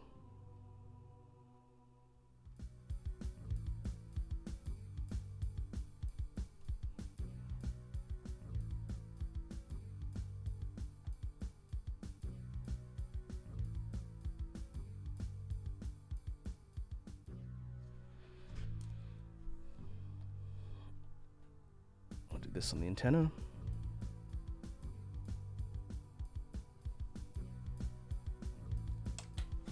And then the canopy.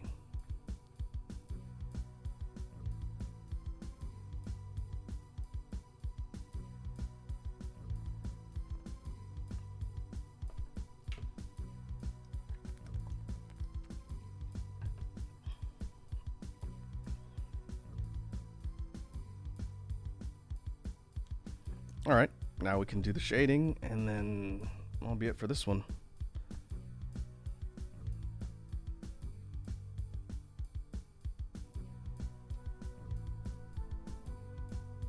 After I finish the shading for this one, we'll put it in line with the others, take stock of everything we've done, and then we will start to wrap up for today. Decently productive. Thought I was only going to get a couple of these done, but we've definitely made a dent. And it's partly in thanks to all of you lovely people that have been hanging out in chat and giving me suggestions.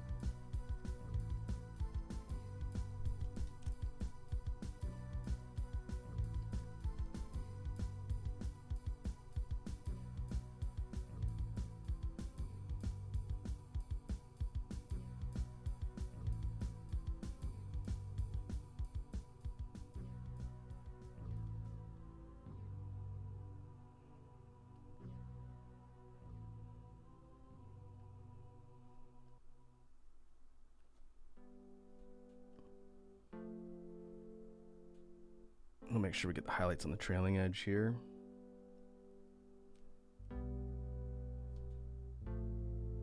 And I'll do the darker sections.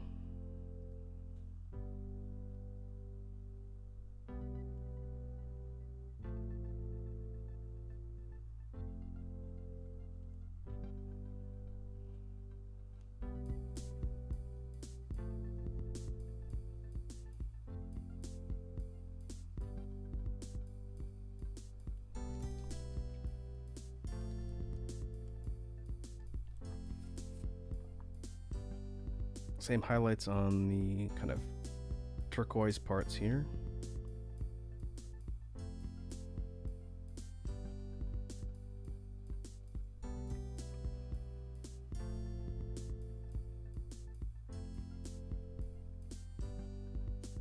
Now the canopy glass.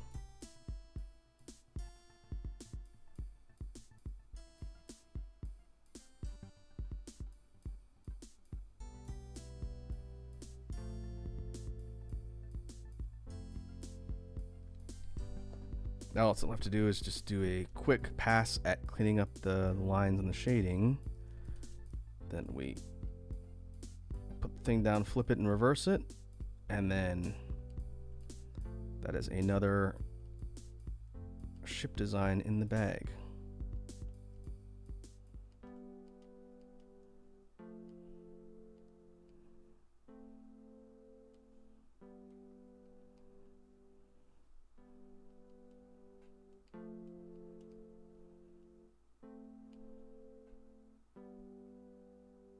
I'm going to change the way the shadow looks.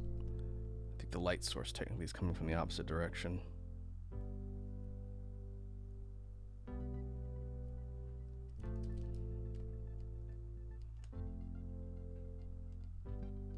That's better. Okay.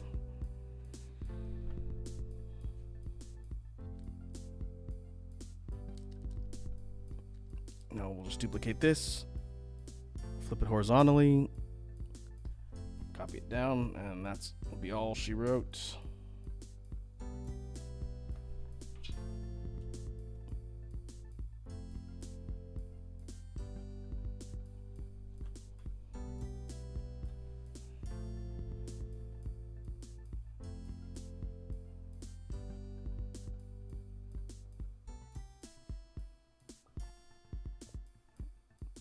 I'll do.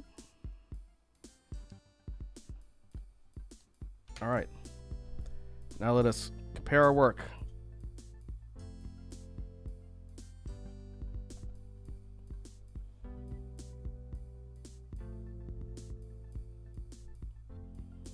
Oh, I'll mark this one off on the list too. Number 40.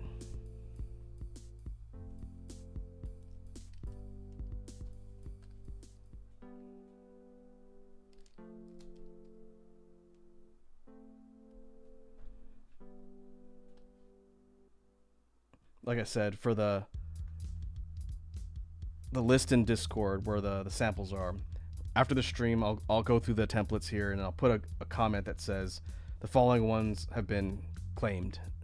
That way, if people give me more suggestions at some point, they'll know not to choose ones that are done but don't have check marks. That way I don't have to re-upload all the images. Mason says, looks great. Oh, thank you. Let me unhide all these other ones and trying to communicate what I'm doing with all these ship designs, because I know some folks jumped on later and might not have heard my explanation.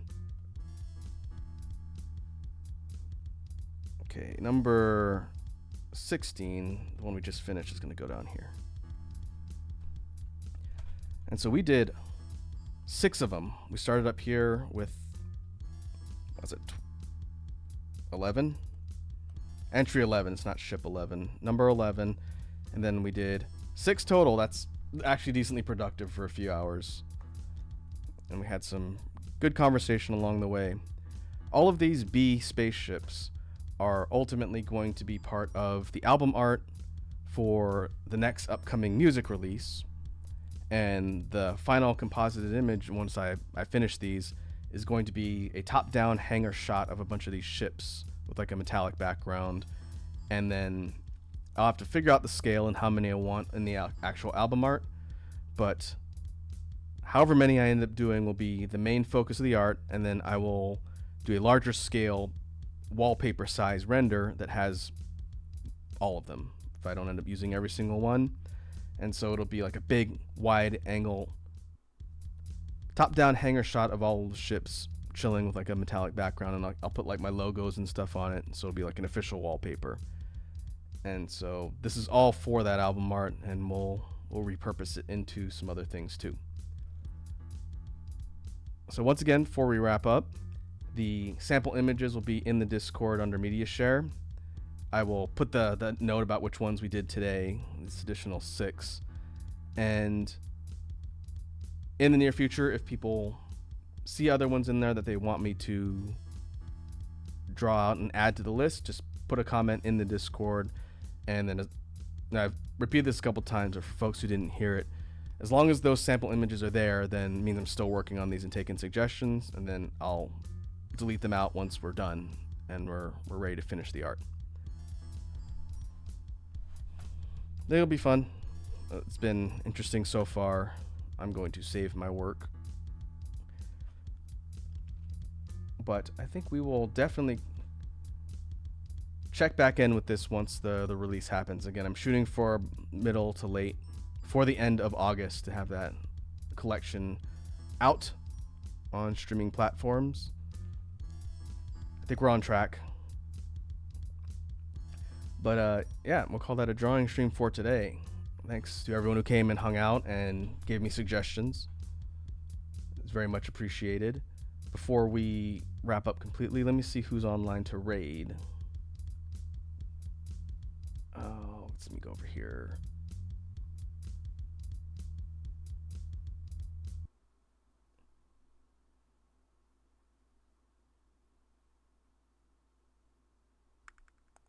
Let's see. I see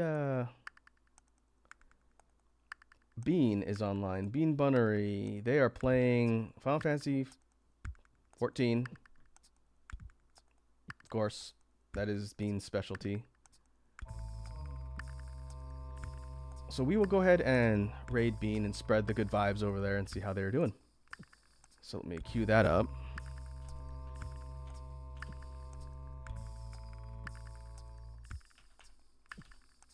I don't know why I don't get a full list of people that show up on my raid list. It's kind of annoying. But in the meantime, we will go ahead and mute background music and go to outro. And so we will be back tomorrow. Tomorrow evening, we will be doing Devil May Cry 5, making more progress with the Action Boys. So that should be good. But in the meantime, thanks again for hanging out, folks. Hope you all have a good evening, rest of your day, morning, afternoon. Now let us go raid the Master of Beans and Buns.